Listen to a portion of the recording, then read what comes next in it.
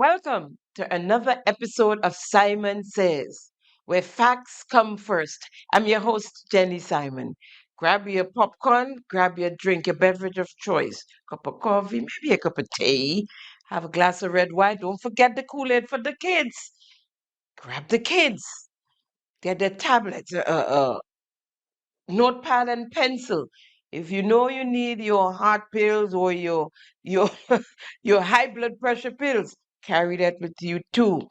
Call the neighbors, call your friends, call your family, call your relatives, call your auntie and your nene, your cousin, your nieces and your nephews, your mama and your papa, your grandma and your grandpapa. Let them know that Simon Says is on. Buckle up.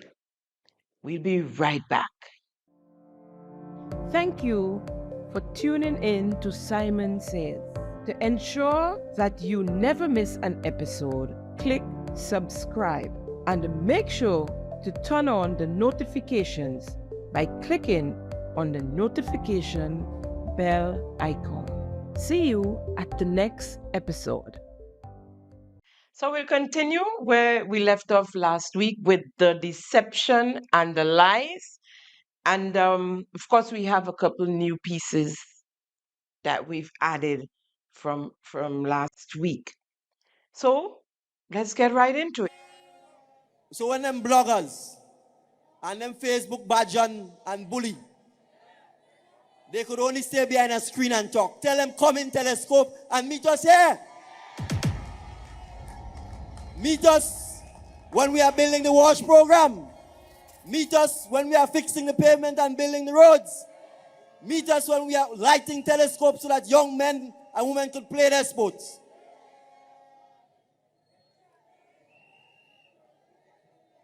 So you have to worry about them Facebook badge on them. And bloggers. And those who like to call radio station. It's easy to hide behind a computer, hide behind a phone. Come on the ground and meet us. According to them Jamaicans, buck us up anywhere, anytime. The Facebook bloggers and the bullies, tell them to come meet us in Telescope. Is the Prime Minister looking and encouraging physical confrontation?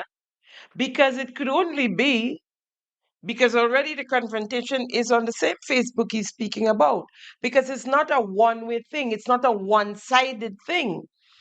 It's the NDC and the NNP and the North and the movement. I'm sorry, it's not enough. It's movement.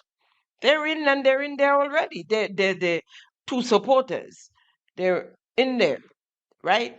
So when he speak like it's one set of people with Facebook bullies and the bloggers behind the screen, don't say tell them to come and meet us in Telescope. Buck up on me. What's that? Coming from the Prime Minister, not some random NDC supporter or surrogate. You know, coming from the Prime Minister. What childish behavior. And then he went on GIS and had this to say. We also have to fight the downside of social media, which is a lot of mindless, numbless, pointless decadence, right? Where all people do is troll people, abuse people, bully people, call people all kinds of names, and engage in the dark and the negative, rather than focusing on the light, the positive, and all of the important work that people are engaged in terms of trying to build the society and build the community. So we have to push back against this, because you see, even some of the advanced countries recognize the risk with an uncontrolled, unfiltered social media, internet space, and the risk associated with how that could fundamentally undermine the kind of society we have and the cohesiveness in the society. So we too in the Caribbean have to be concerned about just having unfiltered access to all kinds of negativity that floats around in social media and what it does to our mental health and mental wellness. So it is something we have to be mindful of. We don't have any policies in the Caribbean yet about addressing those things, but to my mind, from an information point of view, Because you have disinformation, you have misinformation, you have false information, you have open, rampant, repeated defamation of people's characters. Now, I don't take on those things because I know who I am. I think my family knows who I am, and I believe the Grenadian public knows who I am. But I see stuff on social media where people say stuff about ministers or about me that, I mean, not in a million years could it even possibly be true by any stretch of the imagination. Highly defamatory, highly negative, and they just perpetuate it and they perpetuate it and they perpetuate it. It doesn't bother me, but most people probably are not built like me, right? And it could have significant reputational damage to them, significant emotional and mental distress to them. And people need to understand that that sort of behavior is not acceptable, right? I may not take action against it. It doesn't mean that the society should not have laws and regulations in place to protect people who perhaps don't have the strength or the emotional fortitude to be able to live through those things and whose families can't contend with it. So those are things we need to push back on. But I'm saying the public needs to speak about those things. The churches need to speak about it. Civil society needs to speak about it, because it might be the politicians today, but then it could be the church leaders tomorrow. It could be the civil society leaders. It could be the trade unions leadership tomorrow. So if they're doing it to me and the politicians, if they're doing it to the prime minister, then who's you for them to do it to? And those are the things that people need to understand, right? The negativity doesn't bother me. Right? I didn't come into this because I was afraid of people making stuff up. But the average person isn't built like me.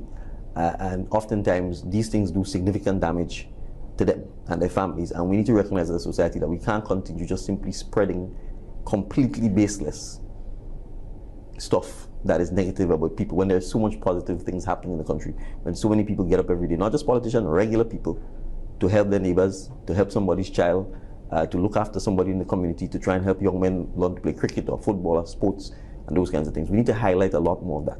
There are Grenadians who come from nothing and have become very successful, whether it's people like Anselm Latouche, whether it's people like Mr. Andal, whether it's people like the Hadids, the Hopkins, the Shermans. There are endless families, the Campbells, who have worked and made something of themselves. And these are the examples we should be highlighting, not somebody on social media just simply making stuff up and pushing it out there and then we repeat it. I agree, Prime Minister. We have to push back against this and right around, right? Just because they call you names and your thing and you know, some of it are true, by the way. Now, what example you've set when you stood in the Parliament of Grenada and addressed and called the leader of His Majesty's opposition, Honorable Emmeline Pay, mother hen, in her face. What example was that? That was what? You called her mother hen and hot chicks. You referred to the leader of the opposition and the other members of the opposition. You can't have it your way all the time, sir. You can say what you want and do what you want because why? You called Prime Minister of Grenada? No. You have to lead by example. So when you have young Jay, who you all said, Jay Alexander, who you guys say could be next the Prime Minister down the road, who is one of your young leaders, on every platform, on social media and platforms in town halls, standing up and disrespecting the leader of the opposition and members of the opposition, calling them cockroaches and you name it. This guy is probably in his early 20s, if so. He have a whole life ahead of him. He probably believe you all when you all say you're all going to be in office for the next 30 years. So he could do what he wants and it's going to be okay. You have another thing coming. You guys need to talk to him about that type of behavior. It's derogatory. It's awful how he behaves on platforms and so. But you grin.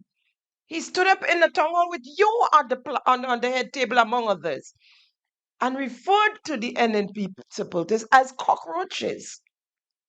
And you grin. You all laughed at it. What do you expect him to do when you referred to her as a mother hen? Huh? But as if You can't stand the heat. Get out of the kitchen. Because it's what we have to put up with. You could threaten lawsuits and yeah, that's what you have been doing to try and intimidate people now. Bring them on because you're not going to intimidate me. I'm saying it's libel because facts come first. You could say it's derogatory because what? I am defaming you. But it's right around the block. One might call this care tactics, fearmongering, but it's not you, Prime Minister, that was asking them same Facebook bullies and the bloggers to come meet you in Telescope, to come buck you up. Needless to say, you and other members of your team have awarded, has praised, has emulated one of the biggest bullies in social media. Kevin Andrew awarded and emulated Kem Jones. Make some noise for Kem Jones.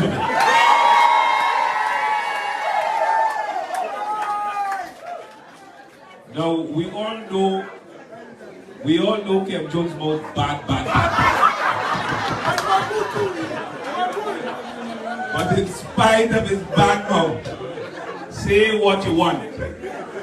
Had it not been for his persistent and committed dedication of course service towards realizing this journey, we would not be here today. So Kem, this is how we do it in Carrick Petit Matnik. With appreciation, we present Kem Jones for his outstanding service to the public, especially to the people of Petit Matnik and Carriacou, Extension Grenada, from the NDC Carriacou and Petit Matnik constituency. Kem, boy, we love you. We thank you. And continue with boots on the ground. I will say boots on the ground. Boots on the ground.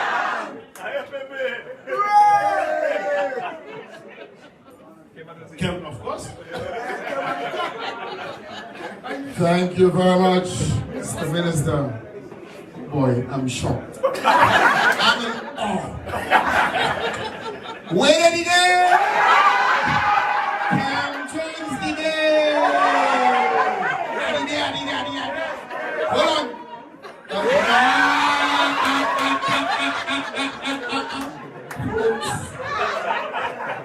This, to me, is not only an award, but boy, I feel damn good.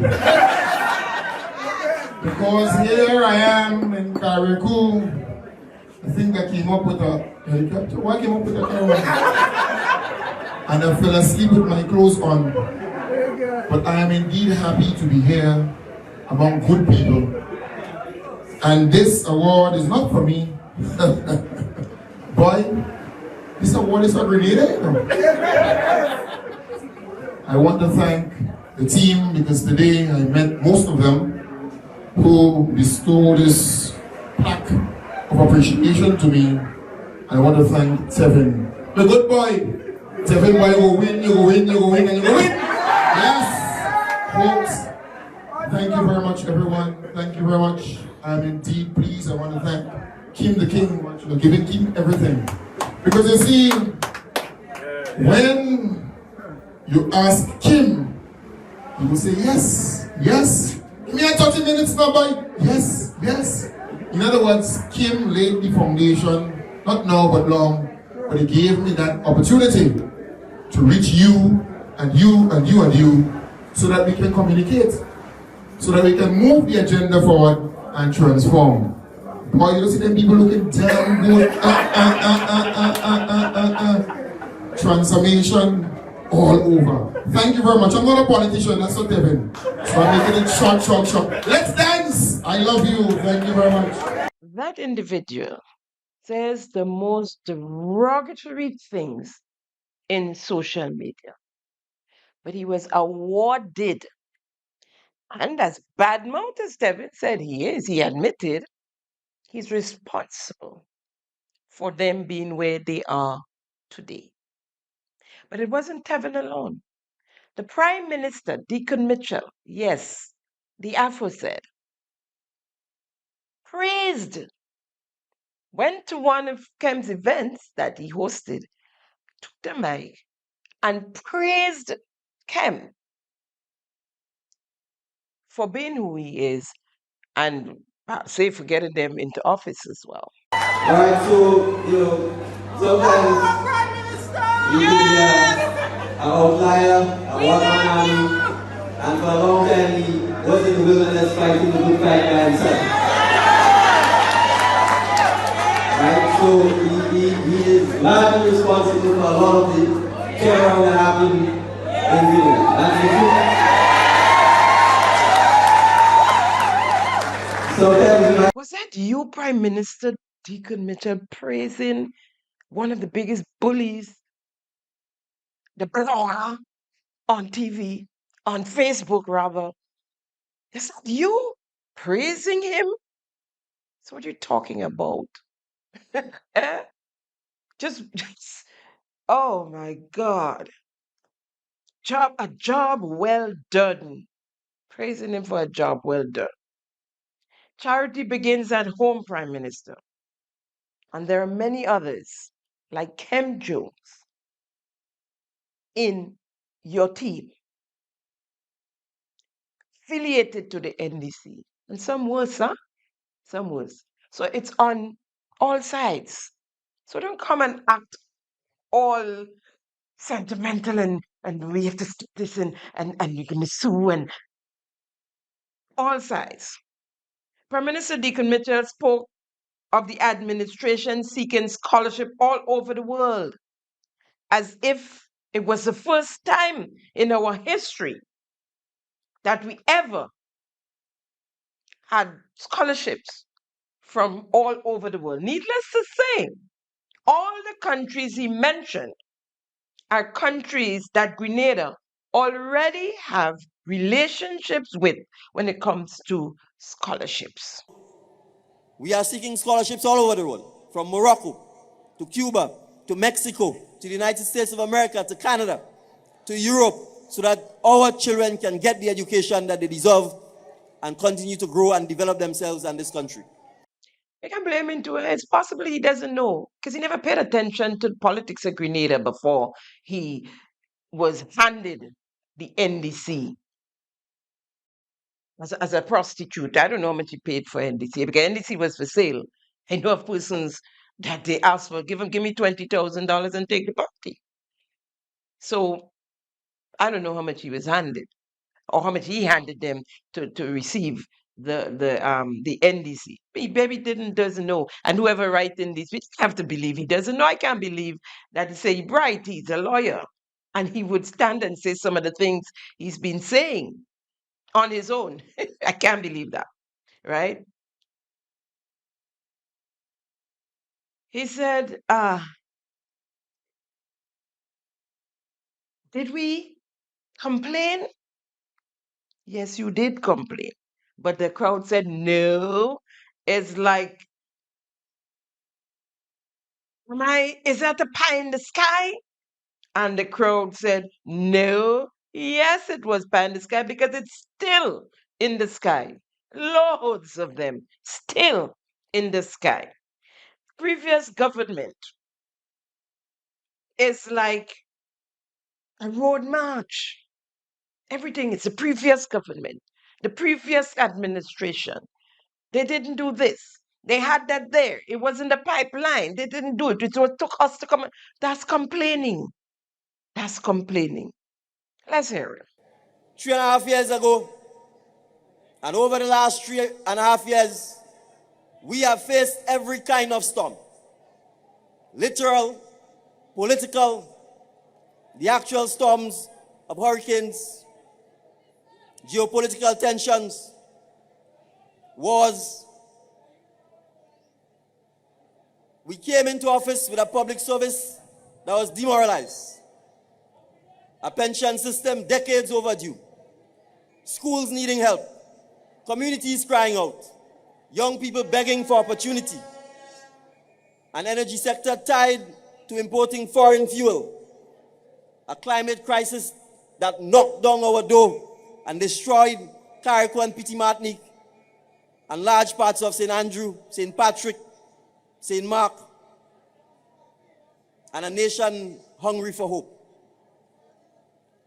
But what did we do? Did we complain and say we meet it so? Did we complain and say we meet it so? Did we blame anybody? Large parts of St. Andrew, St. Patrick, and St. Mark. And so where are the Build Back Better houses in these areas? How many roofs in St. Mark, for instance, did you replace? Did your government replace? Deception again. Large part of St. Andrew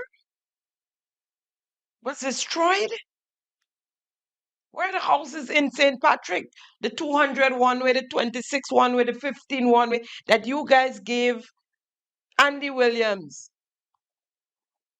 $40,000, 24.5 one way, and another 15 million one way. Where are the $40 million plus? And that's just the supplementary budget in there. Huh?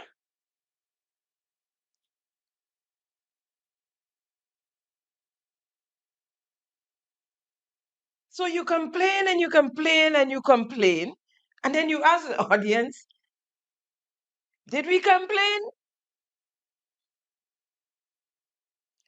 No. He continued, those who were there before. Because you see, those who were there before and had the chance to do a lot of what we're doing did not do so, but always find fault with our policy.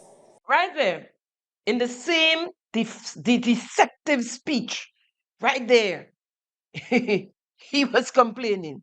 Those who were there before, that's the same as the previous administration, loaded with lies and made up stories. We all have heard the statement time and time again. They did nothing for 23 years. That's complaining. That's complaining. But did we complain? No. Is that a pie in the sky? No. Learning is a right and not a privilege.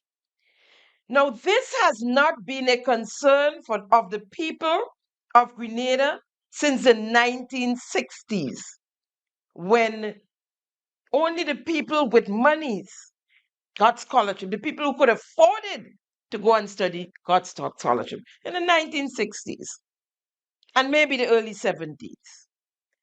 From the 1979 revolution to date, poor people, children across the nation, grassroots families were afforded scholarships.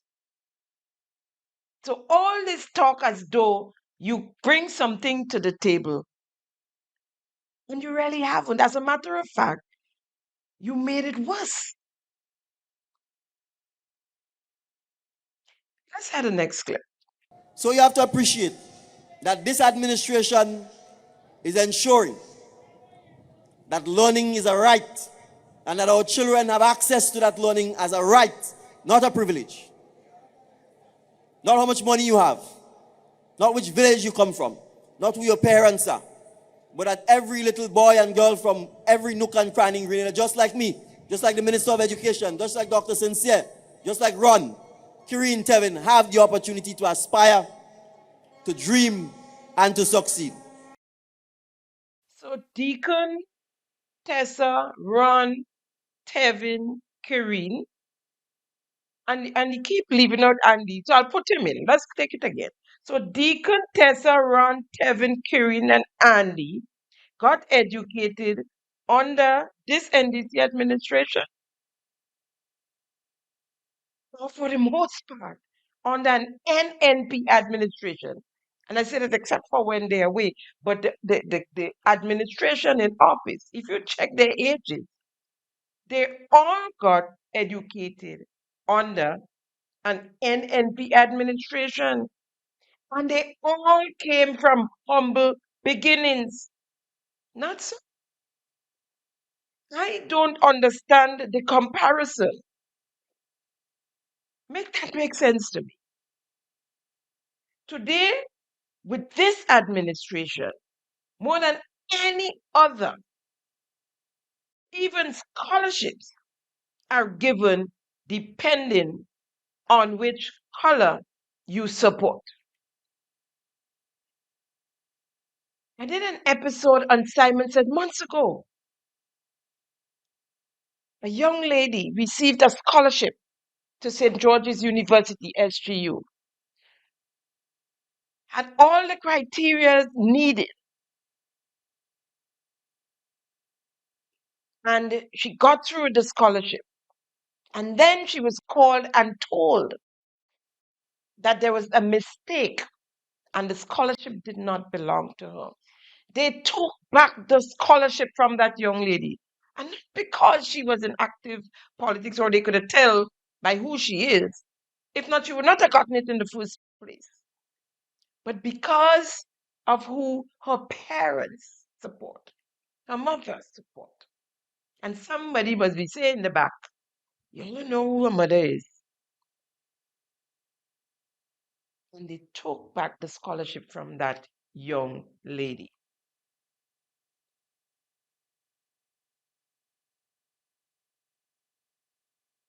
Folks, this NDC is the most tribalistic NDC. Nepotism ripe. Victimization is festering. It's at its worst. But then again, are we surprised? When the Prime Minister, the leader of the pack, the one who's supposed to be after an election, the Prime Minister of Grenada, Carriacou, and Petit Martinique, or should I say Petit Martinique, Carriacou, and Grenada. And for every one of us, stood on a platform and said to the world that the only reason why the ones on the other side, meaning the NNP supporters, are receiving anything is because they don't know who they are. And he's asking the NDC supporters to show them who are the NNPites and who are the NDCites, so that they will get instead of those on the other side. And don't just believe what I say. You know we always have backup, we have receipts. Here's the facts coming from his mouth. We need to know one another. They have senior members and junior members and those who just joined. We need to know that all of us belongs to the National Democratic Congress. So we can't just argue and fight for what I will get, what I will get, what I will get, when you don't know your people.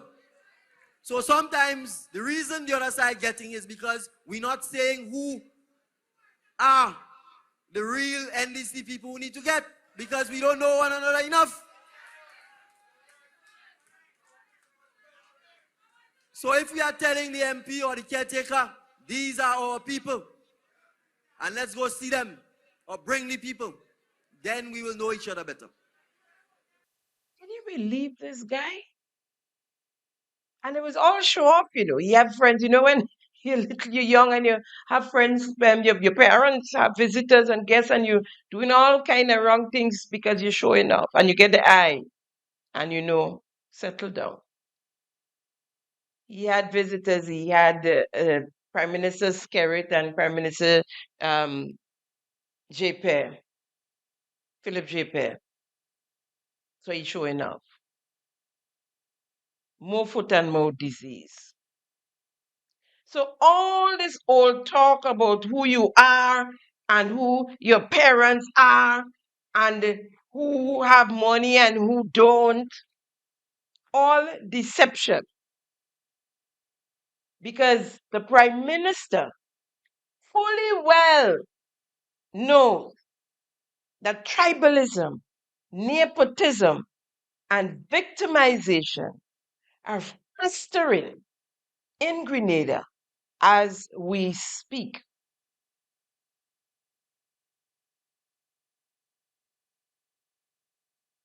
Housing. Let's play this clip with him and Tevin on housing. You've heard the report from all of the speakers about the tremendous work that is taking place in housing. Brothers and sisters, we have to understand that 1 year ago we had a hurricane in Carriacou and Petit Martinique, in St. Patrick, St. Andrew, that destroyed hundreds of the homes of our brothers and sisters. Only 1 year ago. And I want the Member of Parliament and the Minister for Local Government of Carriacou and Petit Martinique to stand and come forward.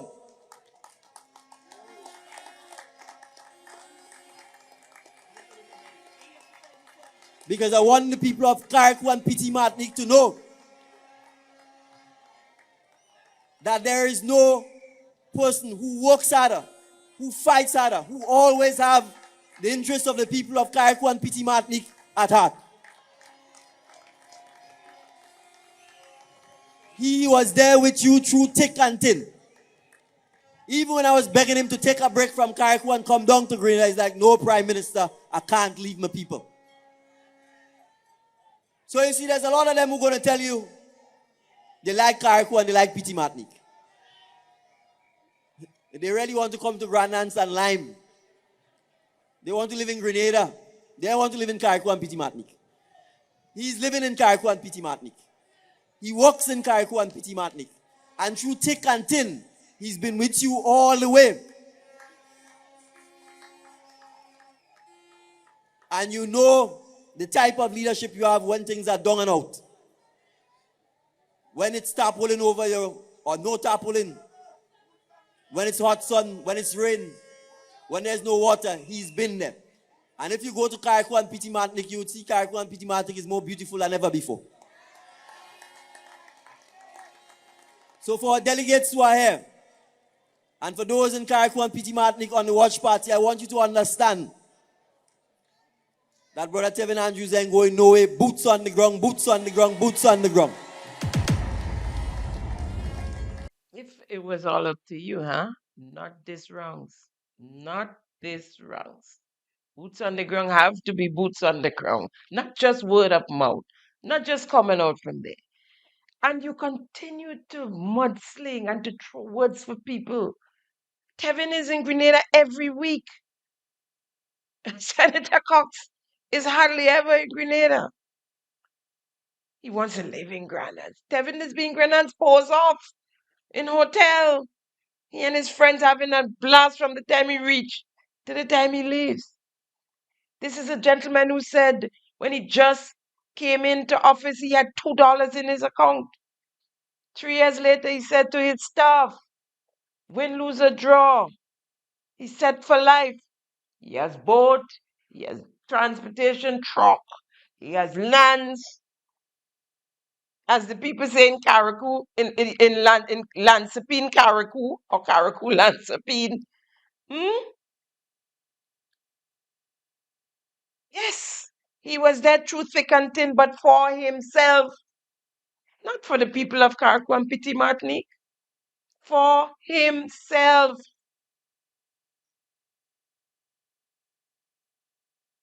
Carriacou is more beautiful than ever before. You said, Prime Minister, when last you been to Carriacou? Maybe you need to take a trip. Because after, and let me say this before, you speak of the housing project, and you heard everybody speak about the wonderful housing project, the tremendous work done in housing. That's what you said. The most corruption, and you have a lot of corruption going on in this administration, but the most corruption, I believe, after Lotto, is in the housing projects. Build Back Better, the most, that's where the money is moving. And that's why everything for all is about housing, housing, housing. Giving people house without window and door. Building another one, start but not finish.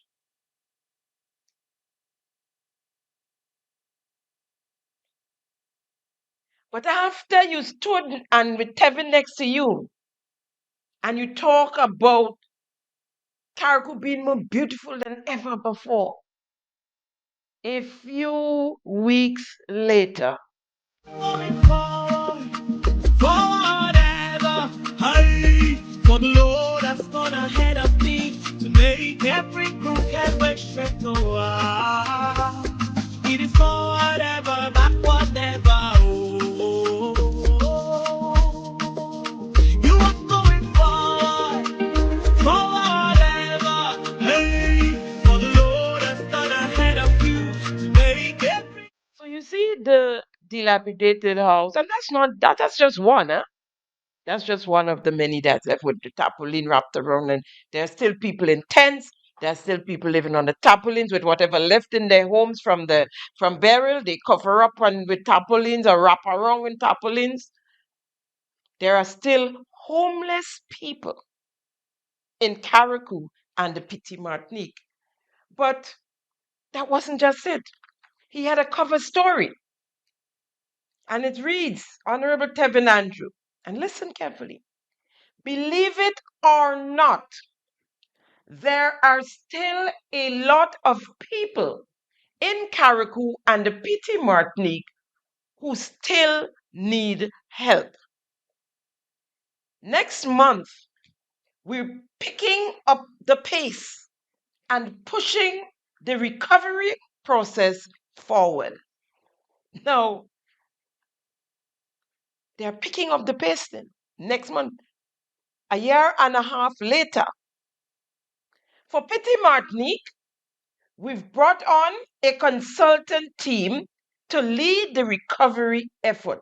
Now, how much consultant teams Paul Little Petit Martinique need to lead the recovery effort? Because months ago, you had a consultant team, a family, the Logans, who was in charge of the Build Back Better project.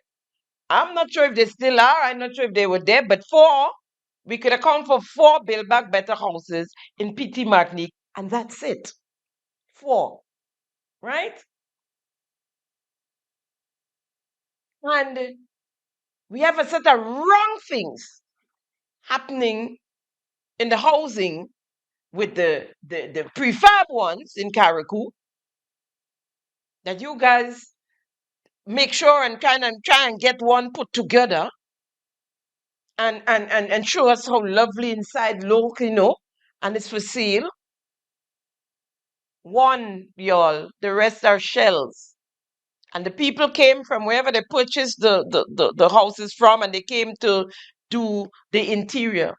And the work was so botched up. They had to fight to put thing there and jam thing there and build wall in front of door and fix this and to get the appliances, the refrigerator and so on, store oven and so to fit. And they fight and they did just that one. And they left. Never to come back. But what they coming back for? The whole thing done scale up, and then they tell the people at Pitimatic when they ask if we can't get prefab houses too, that the salt is the weather in Petit Martinique is not conducive. Well, Carriacou is an island surrounded by salt water as well. Well, look at how it scale up. They didn't check on that before. So wasted monies in the few they put down there and the rest in some container somewhere. You know, this is what we, the people, have to go through with our wasted resources. Wasted resources. So, back to Petit Martinique. So, for Petit Martinique, we've brought a consultant team to lead the recovery effort there. Starting next month, work is expected to begin on 10 Build Back Better homes and 10 social development homes. Real work, real progress. You know, nobody does ask them no question. You ain't asking them. They come in, they're giving you timeline, they're giving you amount, they're giving you figures, they're giving you data, and they can't keep up with it. Recovery takes time, but my commitment to you remains the same. Nobody will be left behind. As long as I am your MP, I'll keep pushing to make sure our people get the support they need. This is according to Honorable Tevin Andrew. Plain talk, bad manners. Folks, more deception, more lies. Someone visited Petit Martinique recently, 2 weeks ago, and came back to say how depressing it was to see the state Petit Martinique is still in. And I've heard it from many, Cargo as well. But you see, Petit Martinique is small and concise, and so it's easy to see what's going on or what not going on. Things are not happening in Carriacou and Petit Martinique. This Deacon Mitchell-led administration, NDC, is a recycled version of the Tillman Thomas-led NDC. No new initiatives, free barrel, Grenada Diaspora Homecoming, something to look at. No, that is, I think, from the end of June to early July. So I suggest you guys get registered and get ready to vote in that period. Right? You'd understand why. You'd understand why.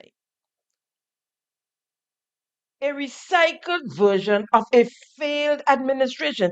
And I have no apologies to say so. And he talking inclusion. Listen to who he's including. Recognize the most honorable, the most distinguished, the Rock of Gibraltar. And you know, when you have uncle before your name, you have the love and the respect of the citizens of Grenada, Carriacou, and Petit Martinique and the region. Because when I travel and they ask about him, they're asking with pride and with respect because they recognize the role he has played in the political landscape of Grenada. So I want you all to join with me and acknowledge Uncle Tilly, the Honorable, the Most Honorable Tillman Thomas, for he continues to lead by example. He's always there with us, mentoring us, supporting us, encouraging us. And it is largely because of his steadfastness that the NDC has weathered the storms, weathered the trials and the tribulations. I want to recognize another former political leader and former Minister of Finance, the Most Honorable Victor Nazim Burke.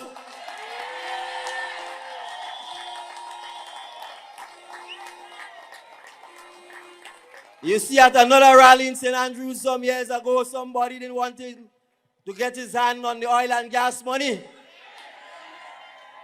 because they wanted it for their own personal use. They engaged in all kinds of suspect transactions Whereas up to today, we can't see the light with the oil and gas. But Brother Nas is here working with the team to make sure that if we discover this oil and gas, it will redound to the benefit of the children of Grenada, Carriacou, and Petit Martinique. So I want you to acknowledge him, and he's here with us. You see, brothers and sisters, we are building an all-inclusive party. That's why we have our elders with us. That's why we have our youth with us. That's why we have our women with us. That's why we have our ballheads and Rastamen with us. Who are the ones they included? All NDC, they're not included. They are real, genuine NDCites. Uncle Tilly and Nazim Burke. So where's the inclusion? Honorable, most honorable Uncle Tilly, the Rock of Gibraltar. Where was Deacon Mitchell when Uncle Tilly was leading the NDC? Where? That is the Nazim Burke. When they brought him in, and they thought, and they knew that he was a novice, and that he couldn't manage, and that he couldn't govern the country. And they tried to give him second place. They said, well, let Naz lead, and you would be the deputy leader. What did you say? You will be deputy to no one. That brother Nazim Burke, you would be deputy to no one. And when you went to St. Lucia and disrespected Uncle Tilly and his led NDC, when you stood and said to your friends, showing off again, that my party, the one I now lead, they're in office and they call election and they get 50-0, and they still then couldn't help themselves to do better. I'm paraphrasing here. And when the next election was called, they get 50-0 in there again. If I didn't have my little ones who normally tune in, I would have said it, the word, the A word. He stood up on a platform, on a stage in St. Lucia, in convention, and said that about, with disgust about the NDC, the Tillman Thomas led NDC. And today, talking about the inclusion of Kuteli, the Rock of Gibraltar. As soon as you came in, you bring them in Monge, Harmony House or something, and say you have a award show and send them off. But you realize that bad or it is, you couldn't do it without them. You couldn't do it without them. So you start roping them back in. Uncle Tilly looked most uncomfortable. And he knows about the corruption. He knows. And the destroying of the institutions. You could see him, he's sad. He's showing up because it's NDC and he's a founding member. But you could see it on his face that he's not happy. When Andy says, stand up, he look wrong, he hold on to his seat, he look left, he look right to see if everybody is going to stand up. Before, almost when the people was ready to sit down, he stood up. You all must take a look at the clip at the rally, and you'll see what I'm talking about. So when you include the supporters of the NDC, the women, the youth, Mr. Bokunkatili, and you said inclusion. That's not inclusion. You're included. You and your nation builders. That's what inclusion is. It's just more deception. From pie in the sky to deception and lies. Folks, a better Grenada is possible. You can believe me when I say that. It is possible. Some of you know that. Most of you know that by now. Then there was Miss Tessa Sincere, the caretaker for St. Andrew Northeast, representing the NDC. Folks, we learned at the telescope rally, at least I learned at the telescope rally, that Mount Sinai was engaged in building, in constructing Project Polaris. Healthcare services and facilities. Look at the Hillsborough Smart Health Center, Brother Tevin. Look at the Victoria Medical Station. Look at the Princess Royal Hospital. Look at the Princess Alice Hospital. Look at Wester Hall and Good Hope Medical Stations. Look at Sutter's. Look at Gramborough. And I can go on and on and on and on. Things are happening. Clock that. Brothers and sisters, that takes me to Project Polaris. And you would have heard Sister Andrea speak about Project Polaris. And they say to you, oh, well, Project Polaris is going to take X and X time to get on the ground. And in the meantime, people need help right now. Well, people are getting help right now because Project Polaris has different levels to it. Don't let them papi show you. Don't let them mama guy you. Things are happening. Real things are happening. Tangible things are happening. So, brothers and sisters, in 2025, when Grenada entered a long-term partnership with Mount Sinai Hospital or health system, we engaged them to construct a modern, world-class, first-class teaching hospital. Not just a hospital, a proper hospital to address the healthcare needs of our communities and our people. With Project. So, Tessa Zinze announced to us, Grenada and the world, that Mount Sinai was engaged to construct. And you heard her. But after she said you could tell, she realized, oh God, I tell a big lie and I'm going to deceive the people. She kind of go down in a low tone, but she continued going because that's how they are. They have to continue lying, one lie to cover a next. This is the first time we've learned that Mount Sinai is responsible for constructing Project Polaris. Mount Sinai that we're paying 2.5 million US dollars a year for affiliation. That's all we're getting from Mount Sinai. Affiliation. Nothing to do with construction or constructing this Project Polaris. Things happening, tangible things, she said. What is tangible about Project Polaris? What is tangible about Project Polaris? It is the first we're hearing that Mount Sinai is constructing Project Polaris. You heard how sheepish she became after she said it, all in an effort to deceive the people. With Prime Minister Deacon Mitchell sitting right behind her back.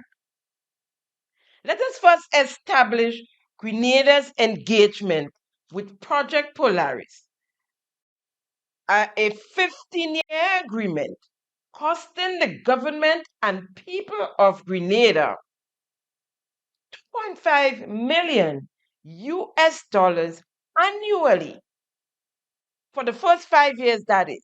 You know what happens after that. It would go up. It would increase, right? Let's hear the project sponsor on the agreement with Project Polaris, with Mount Sinai, I'm sorry. 15-year arrangement, this big picture, long-term arrangement that you have with that you intend on having with Mount Sinai. There are two parts of this question.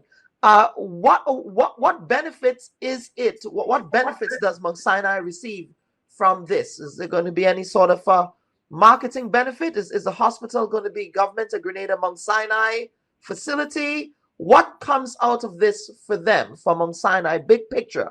And the second part of that question is, I know that 15-year arrangement that you have, what measures are in place to ensure continuity should in the event or in the unlikely event that a government changes? What happens to that arrangement if administration, because different administrations have different priorities and things like that? So the agreement is an agreement entered into by the government of Grenada, and so it is a 15-year agreement commitment by the government of Grenada. And as you know, when administrations change, it doesn't change commitments, legal obligations of the government.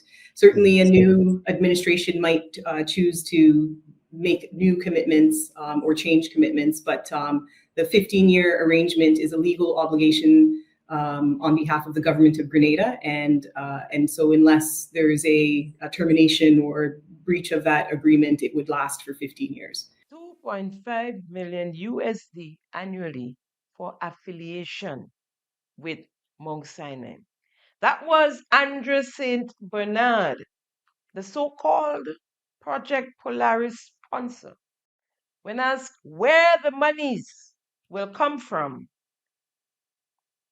to pay Mount Sinai, this was her answer. Where is the 2.5 million coming from to pay Mount Sinai in the interim, in respect of what they will be doing now, or what they've been doing now? Is that also coming from the consolidated fund?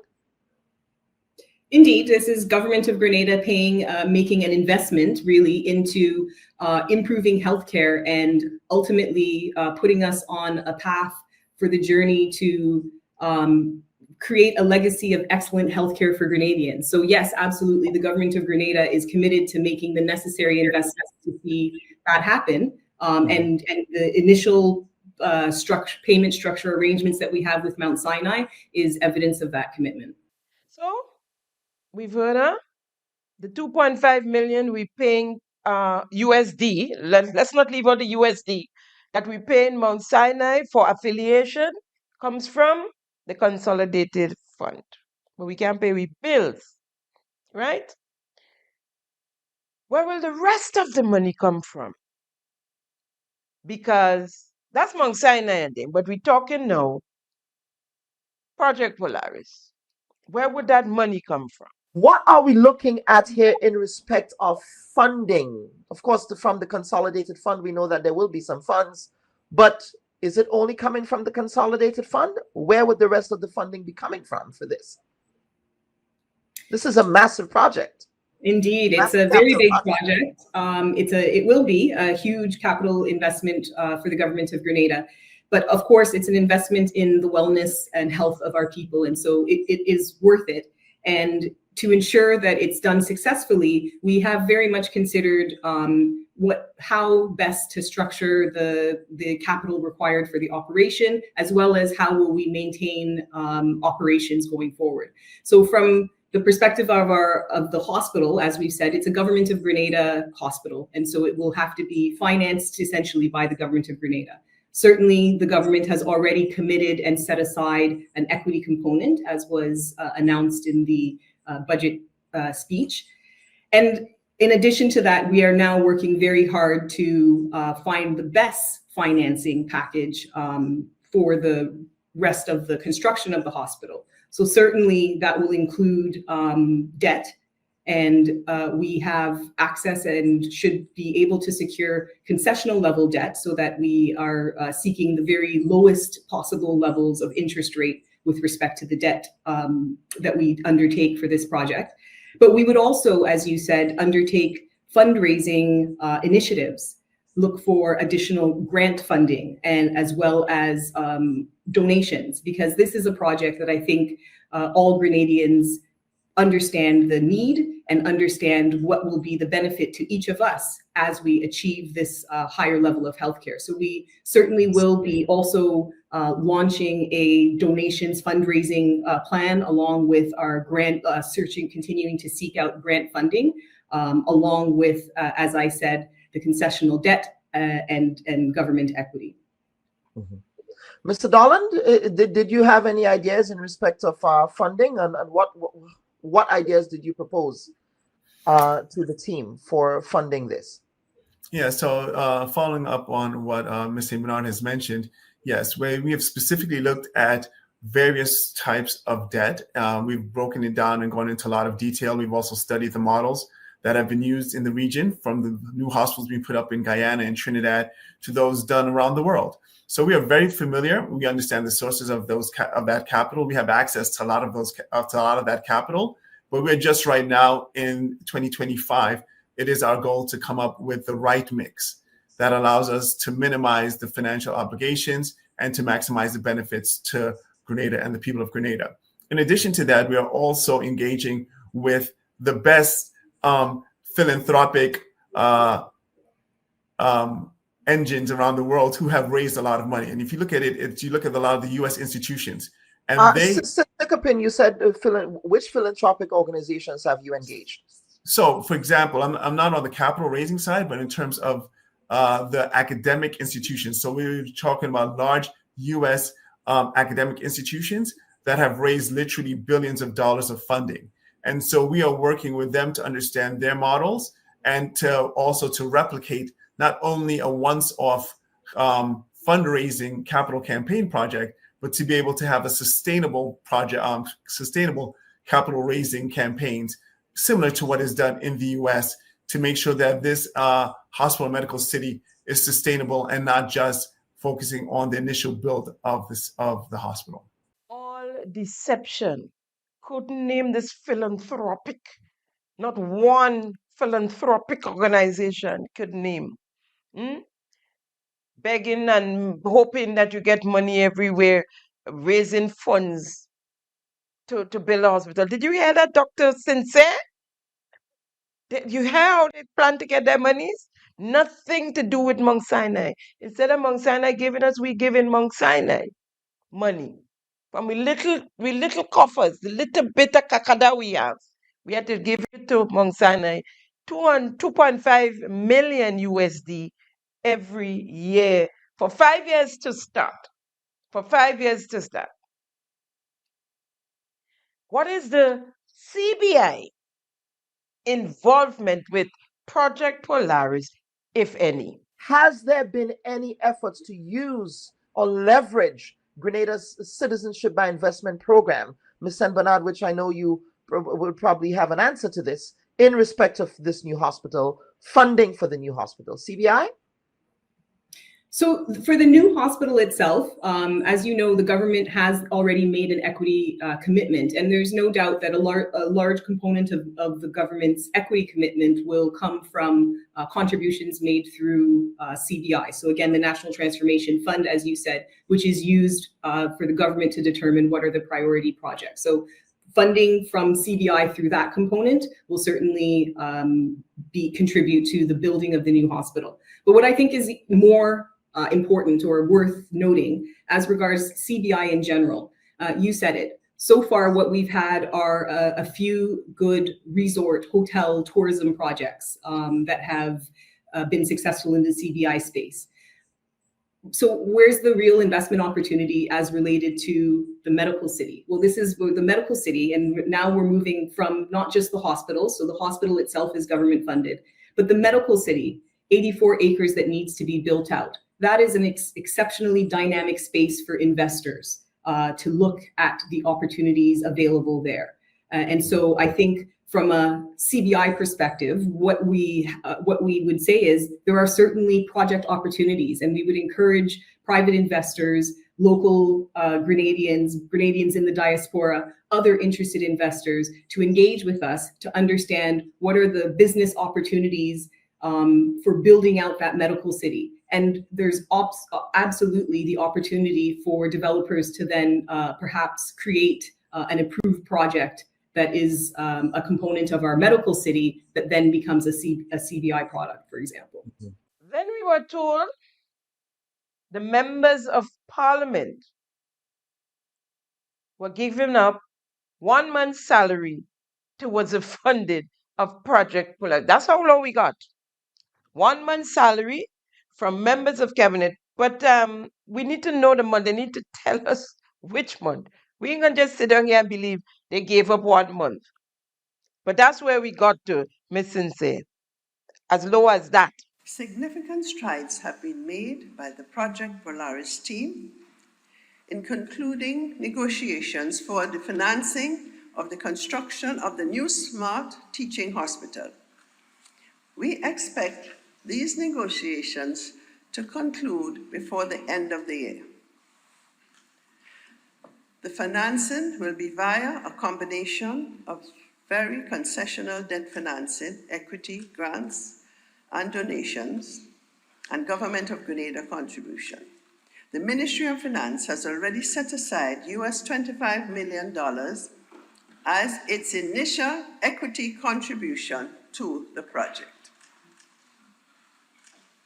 Madam President, Mr. Speaker, the government will also encourage national and diaspora philanthropy towards Project Polaris by opening a bank account, a special bank account at the Ministry of Finance into which citizens and well-wishers of Grenada can donate towards the construction of the hospital.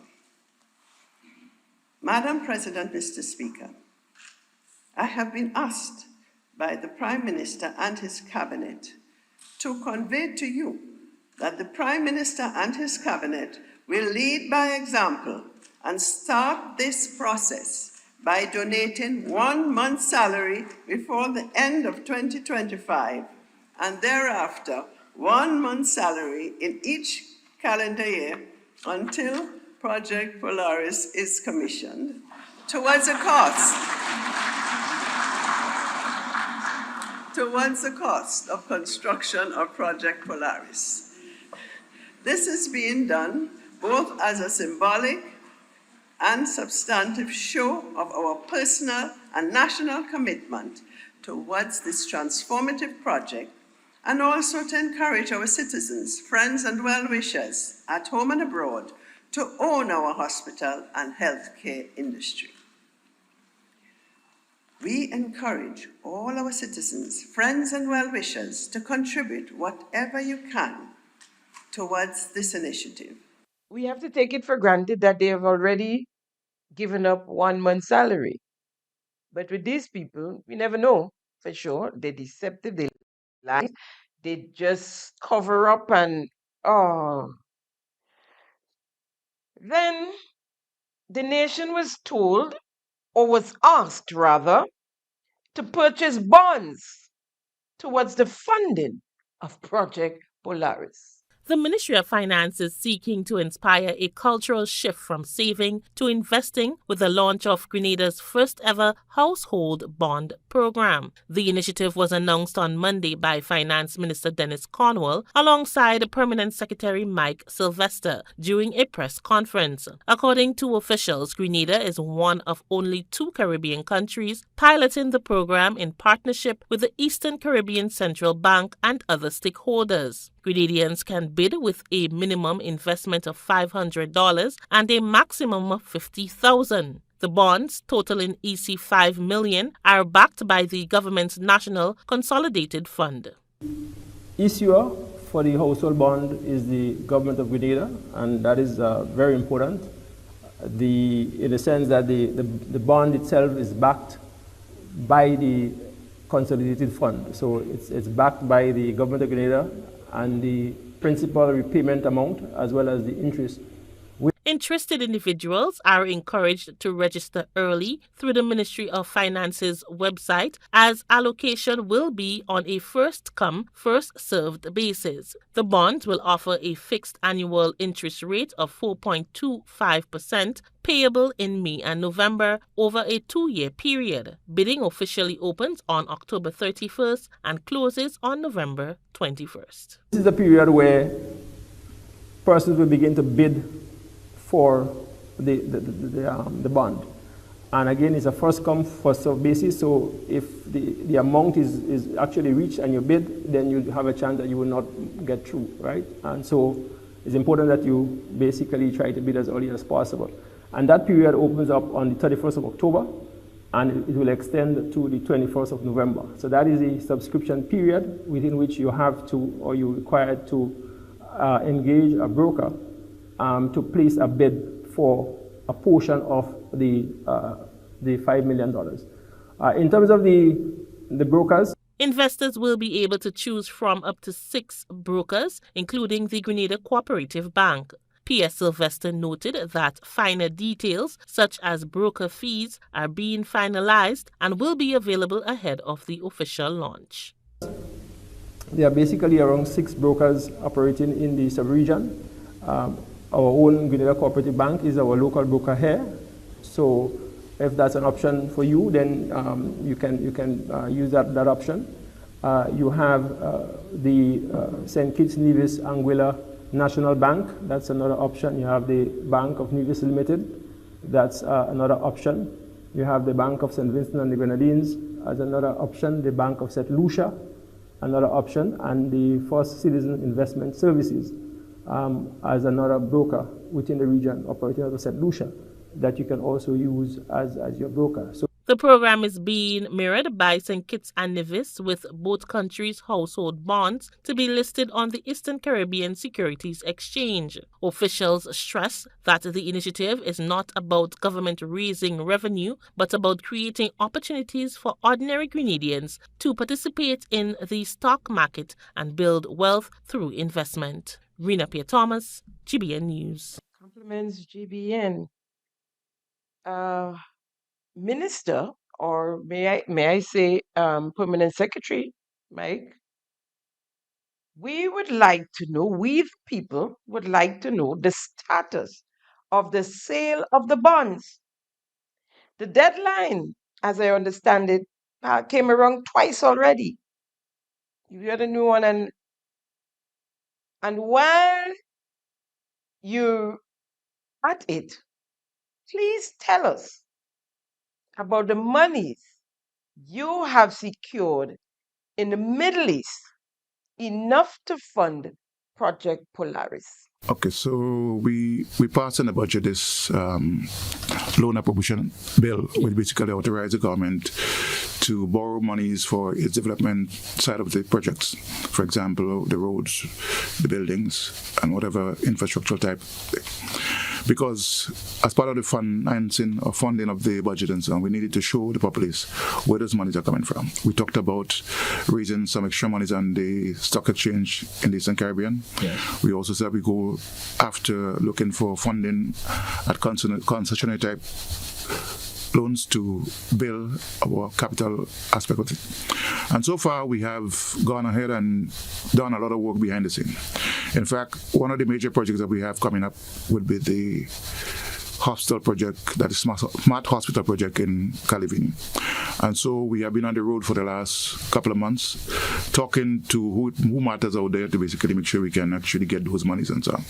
And as I mentioned earlier on, we are well on our way to get that monies. In fact, last week while I was in Vienna, I also met with the Arab Coalition Group, which includes Kuwait, Dubai, Abu Dhabi, Qatar, and other countries, where we are basically interfacing with the institutions to see if we can raise the monies that we needed to make that hospital happen. Yeah. And while we are still having a few fine tuning to go, we should be able to announce before the end of the year that we have sourced the monies, and this is where we are going with it. All right. Minister, just one question. You get back a visa, yeah?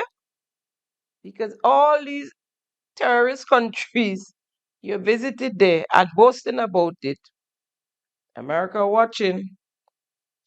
Then we were getting 250 million USD from the Afrexim Bank towards Project Polaris as well.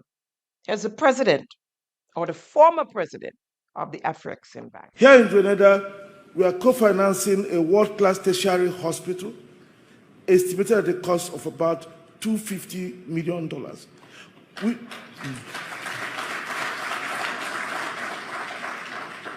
which we hope will convert the country into a regional hub for medical tourism. No, Dr. Sincere, I'm sorry. According to the project sponsor or on Project Polaris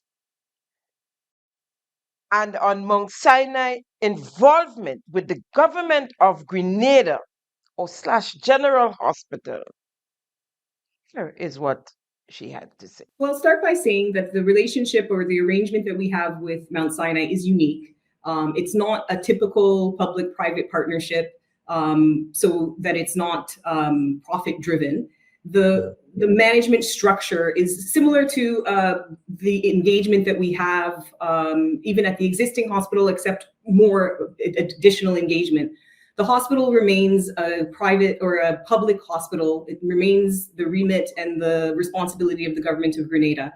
The government then works closely with the Mount Sinai team to set the necessary standards and procedures and governance structures. So Mount Sinai is working in collaboration with the government of Grenada to ensure that the quality and standards at the hospital meet the necessary international standards. But again, it's the government of Grenada's hospital. The statutization is something that the government, again, is committed to as a means of providing an institution with the right structure and accountability to achieve the standards and to achieve a governance structure that permits for really the policies and standards to be set at the head of the hospital and then to be implemented throughout. So Damien, you can expand a little bit on the actual structure, So Mr. Darwin, yes, let's talk about that structure. What would that look like? Yeah. So I think just to take a step back, when we look at these various arrangements, they really fall into about three buckets. There's an infrastructure model, there is a discrete model, as well as there's the more integrated model, for example, the Turks and Caicos model, and where management is given to a third party. As indicated by Ms. St. Bernard, the government will continue to own the hospital. It will continue to be responsible for this hospital. And this is a decision, a policy decision taken by the Ministry of Health and the Office of the Prime Minister based on consultation that we've had and viewing various precedents and including engagements with the likes of PAHO to see what has worked around the world.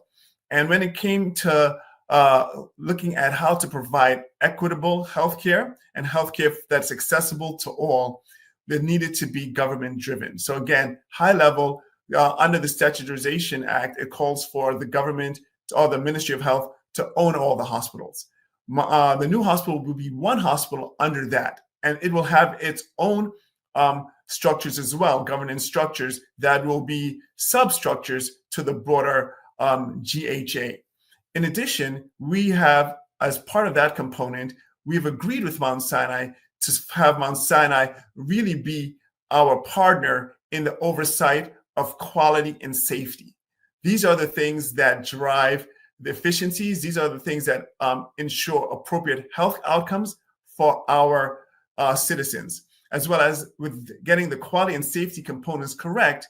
We know that we'll be able to drive additional traffic throughout the OECS to make sure that Grenada is the medical capital of the region.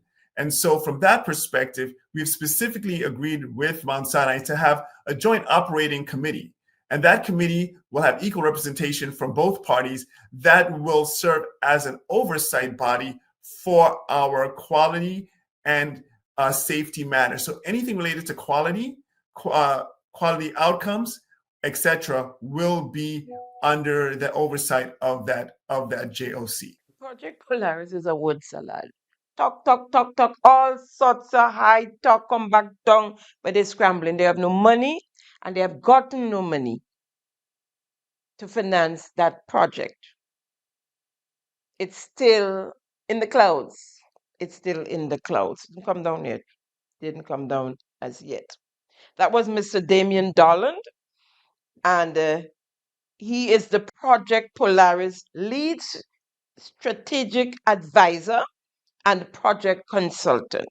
Ms. St. Bernard was further asked about Project Polaris Mount Sinai connection while she was on the weekly talk show Community Forum. Talk a bit about the Mount Sinai partnership, because this is very much, I understand that this is costing, it's an ongoing arrangement costing some 2.5 million US dollars annually. What exactly is Mount Sinai's role? Are they investors, trainers, manager, or simple lending their brand? What exactly is this arrangements? You can explain, please.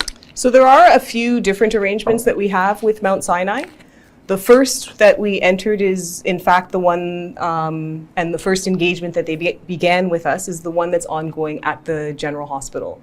That is a quality improvement initiative that's meant to improve the service of quality and care and safety matters primarily at the existing General Hospital.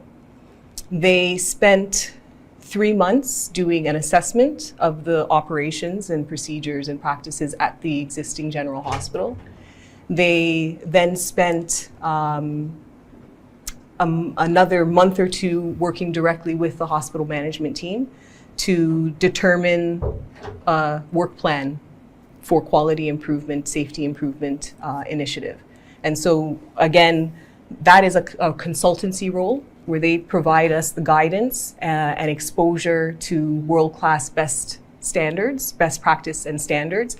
And they work with our hospital management team to raise the standards, to write policies, to create new procedures, and to really expose our teams to the world's best practices. And in a Project Polaris press conference, this is what Ms. St. Bernard had to say. Thank you for that question. So I want to actually, the next course of action is we continue on. As I said, we are finalizing the partnerships that we need to complete the planning for the implementation of the project. Mount Sinai is now available to us as we enter into and continue the planning of the new smart hospital. So we will be able to rely on their expertise and vast network of knowledge and resources to assist us with planning for the new hospital, including clinical services, assisting with HR, recruitment, organizational planning. So what's the next step is we continue working hard, making the plans for the new hospital, now walking hand and foot in step with Mount Sinai. So what have we learned about Mount Sinai and Project Polaris, really? Are we walking hand and foot with Mount Sinai? Mount Sinai is not involved in management. CBI is not. What have we learned about Mount Sinai and Project Polaris?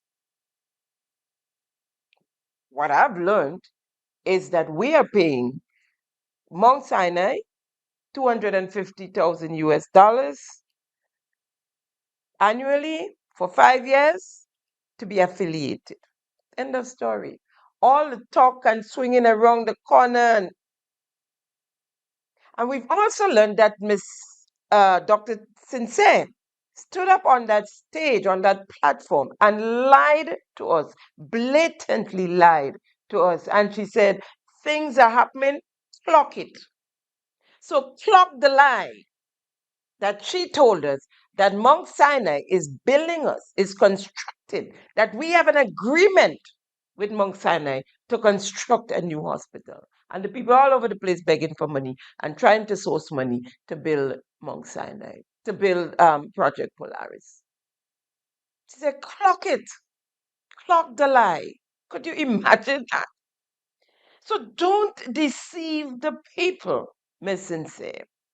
And all the long talk, the long list of the clinics that you guys had finished up with the renovations that the previous administration did, and you call them out as if it's yours. Deception and lies. Minister Andy Williams, his performance, theatrical as usual. It was who could win the award for the best supporting actor or actress after the #1 actor went his way. One of the issue addressed by Minister Williams is the issue of the breakup, the disunity in the party. More so, the obvious breakup between him and the Prime Minister, DeCep Mitchell. They're talking about disunity in our party. Like the new job now is to spread rumors. Friends, rumors spread by desperate people in a state of panic as they see their own party crumbling. Interesting, little whatever that is there. Look in the mirror. That's all I said to Andy, right? With that statement, look in the mirror. Now, Andy Williams was the fourth speaker. 3 after him, including the Prime Minister. The Prime Minister sat through the first 3. There were 3 before him as well. The first 3 speakers then got up and left the stage just when Andy Williams was about to speak, to come to the podium. Thought it was the best time to greet and meet the supporters along the fence, shake hands and hug and kiss and chat. Prime Minister DeCep Mitchell gave Andy his back. But according to Andy, they're good. The cameraman was focused on following the Prime Minister and had to remember to come back to Andy, the stage.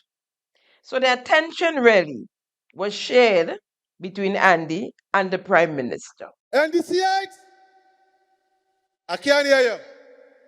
Minister Andrew, you tell me when I come in Telescope and I say NDCites, I'll get the biggest NDCites ever.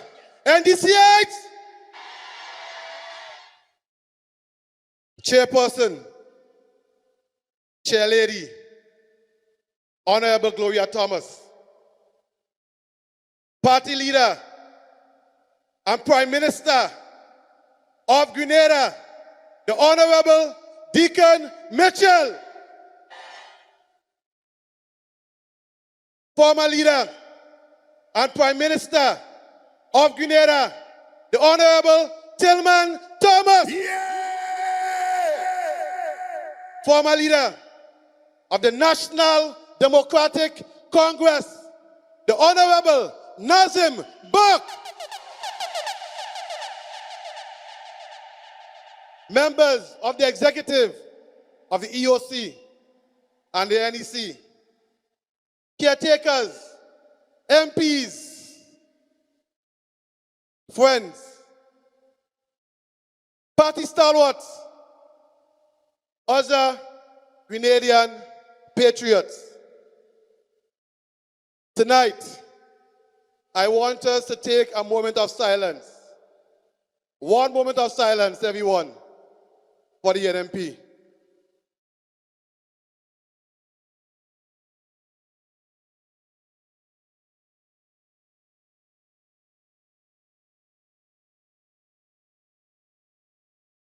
Let me stand. Let's stand.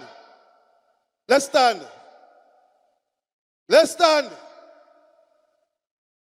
Let me hear you say. I want to hear you say NDC. NDC. NDC.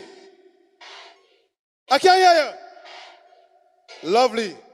Hold that chant there for a while. So I want to tell you good night now, right? Good night to the soldiers of the National Democratic Congress. Are you ready? Are you ready? Are you ready for the road ahead? I can't hear you. Yeah! Are you ready to defend your progress? Are you ready to keep this progress marching forward? Comrades, tonight, I stand here as your field commander in battle to keep Grenada in safe hands, and reporting for duty. I want to pause for a moment to reflect on the message of the speakers before. Their voices were powerful. They set the tone.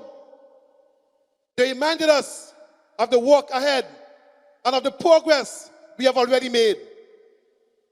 As I stand here, I feel energized and ready to carry that mission forward and burn this message into the heart of every supporter in this venue and online.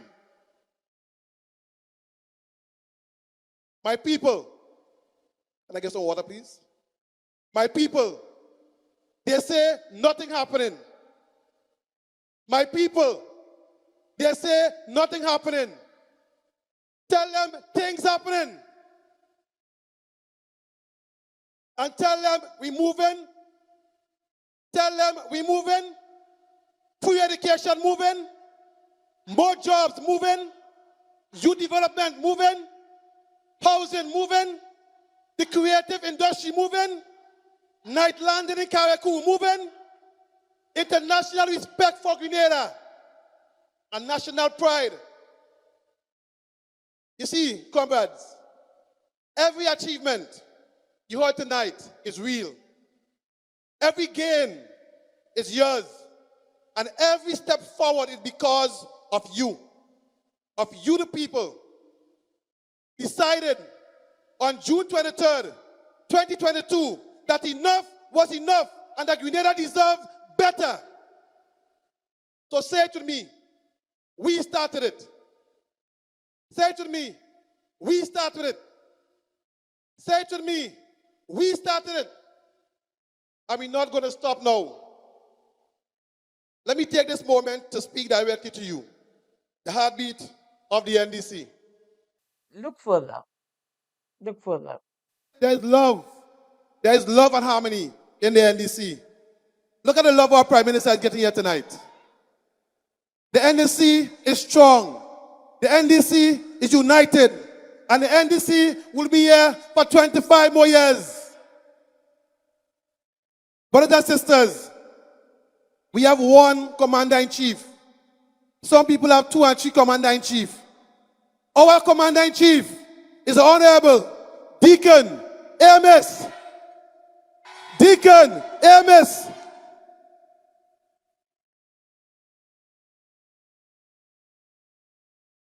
Some just call him Baby Jesus. Some just call him the pilot. I call him a personal friend, a genuine patriot, and one who has the country interests at heart. Let me hear you say 1 p.m. 1 p.m. 1 p.m. Never 2. Well, something would be wrong if he got up from his seat, went down to the crowd, to the people, and they didn't show him love. And it's your people there, it's NDC people as there, everybody. Everybody normally rally around their leaders. So something would have been wrong. Look at the love the Prime Minister is getting here. When he got up and distracted the people from paying attention to you, Andy Williams, and the nonsense you speaking on the platform there, galloping. This is the first time I've seen this. And I'm sure the same for most of you, if not all of you. I'll join with Andy and say 1 Prime Minister, 1 Deacon Mitchell, never 2. Let's get the next clip, please. My fellow NDCites, let we talk plain and from the heart, because tonight is about truth, gratitude, and progress. Because I say,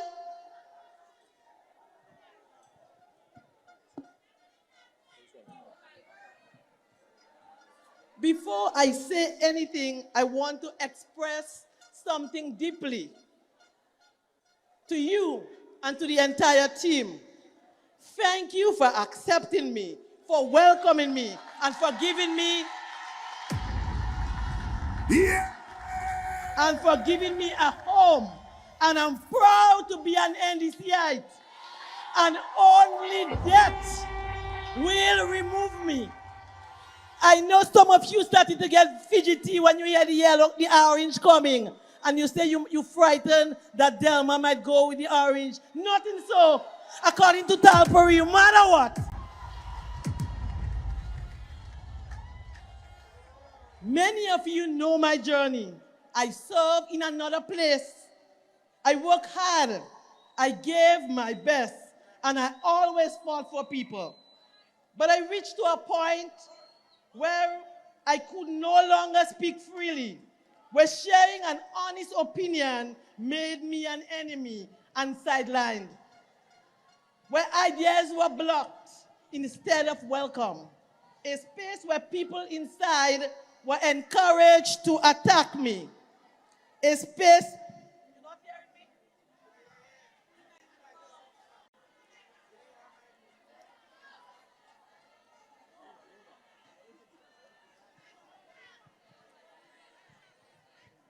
One. I'm still one place. Okay. A space where people inside were encouraged to attack me. A space where any little assistance they gave me was later used to reproach me and hold over my head. I even lived through the insult of someone working in the constituency while I was still the MP. I leave all of that, and where the way I believe in serving became restricted. When I walked away, it wasn't out of bitterness, and certainly it wasn't out of greed for money, as they will try to make you believe. I walked away because I needed space to breathe, space to speak openly, and to serve without fear of barriers.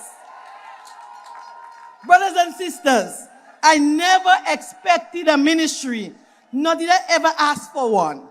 What I wanted was simply opportunity to serve my people freely and honestly. You stayed with NNP for all these years, what, close to a decade? And you just realized that you needed space and freedom. You don't have to lie to get in. You're already in. They hug you. At least some of them embrace you. Some of the same ones who said the worst things about you. Like Kem Jones, for instance. And then you hugging up now. Delma Thomas, Delma Damas, Thomas, what's your name? That's all we have? You see, that's who made fun of you. NDC made fun of you. NP sent you in the UN. NDC people bawl when they thought you, just the thought of you representing us in the UN. You don't have to lie. You don't have to make up stories. Oh my God, you've been doing that from the time you decided you were going to leave. And I'll tell you something. You are not the only one who kept your text. I got this envelope under my door. Open it, and there it is, a conversation. Minister Thomas, and that's Delma Thomas. And that was after the election, but I guess that's how you were in the phone. So you're showing up as Minister Thomas. And that is now on the 31st of the 10th month, 2022. Minister Thomas, that is Delma Thomas speaking here.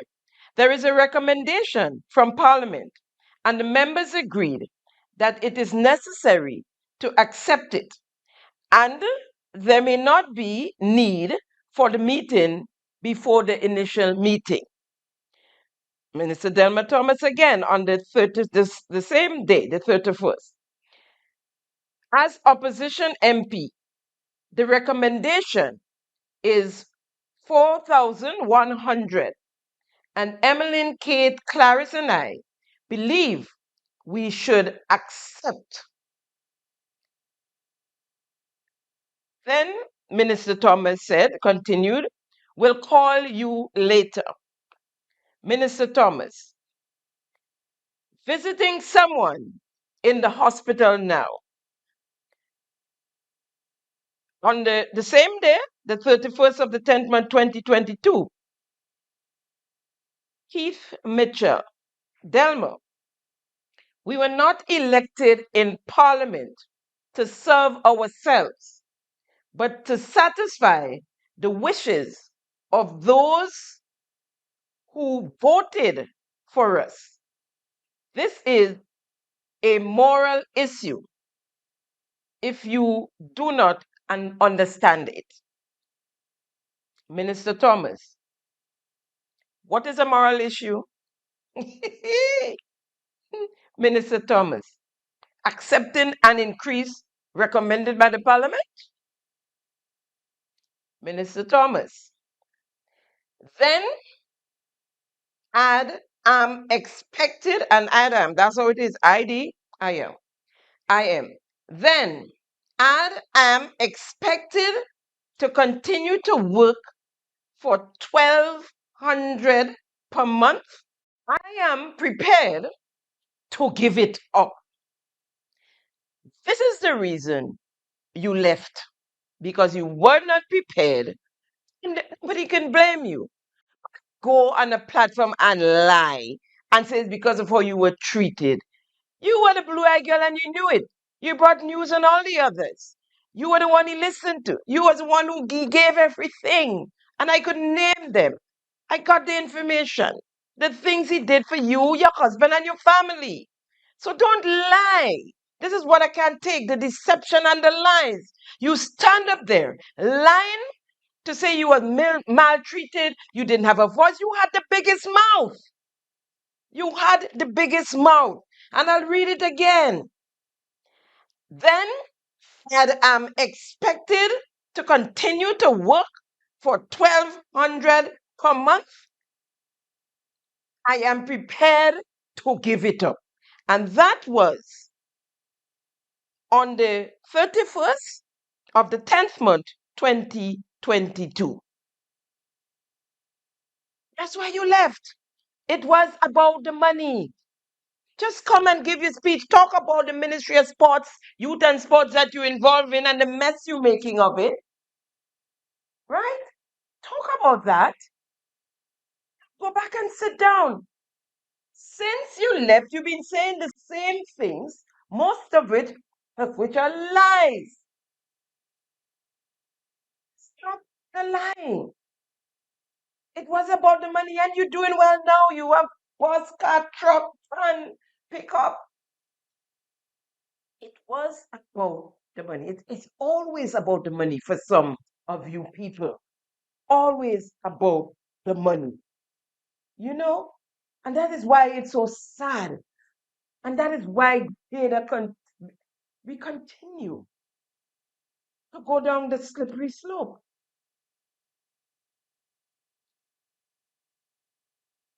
Folks, here's Delma Thomas in Parliament after the 2022 general election in opposition, as an opposition MP. You be the judge. Mr. Speaker, the value expounded in the budget speech delivered by the Minister of Finance and the proud representative of St. George's Northeast, Honorable Gregory Bowen, is consistent with the value of all previous New National Party government. I want to go on record, Mr. Speaker, as congratulating the honorable member and his team who worked on developing a transformative package. Mr. Speaker, this morning we heard the leader of the opposition saying no innovation and no initiative. This is the cookie-cutter, regularly packaged opposition criticism.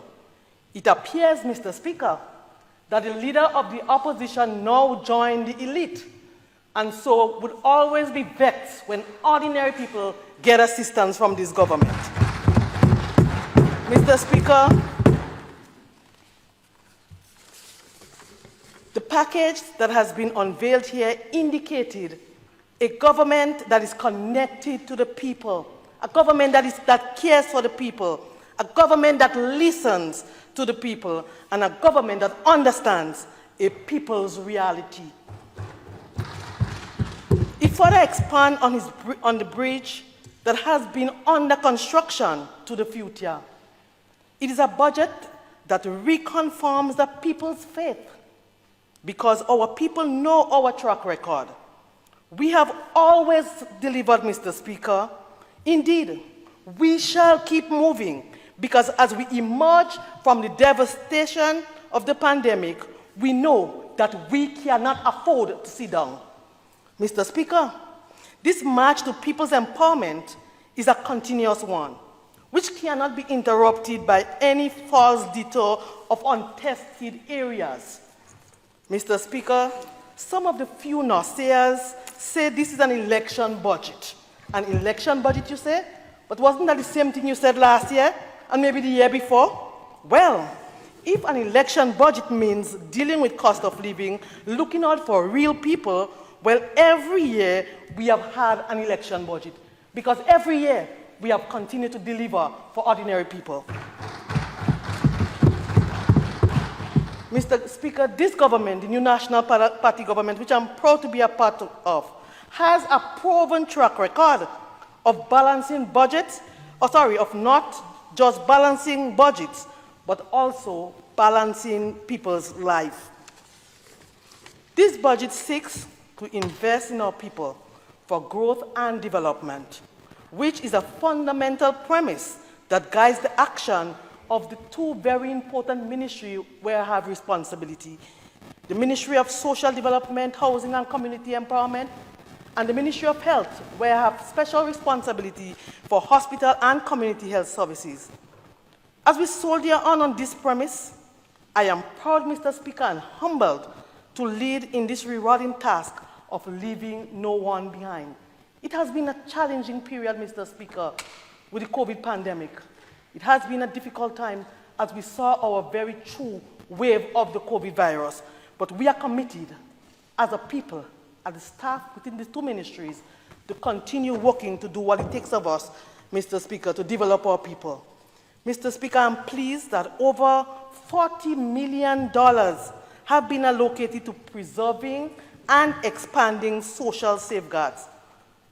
Of this $40 million, Mr. Speaker, 19 million will be allocated to some form of housing assistance. And Mr. Speaker, during the year under review, where everyone knew what happens in terms of government collecting revenue, in terms of having our first true spike, government has never, ever stopped the social programs. Mr. Speaker, in fact, we know that in terms of the pandemic, last year we started having feeling the real impact. But last year is when government had an increase in the housing assistance program. So from 6 million over all these years, last year we reached to $10 million, Mr. Speaker. That is a government that cares.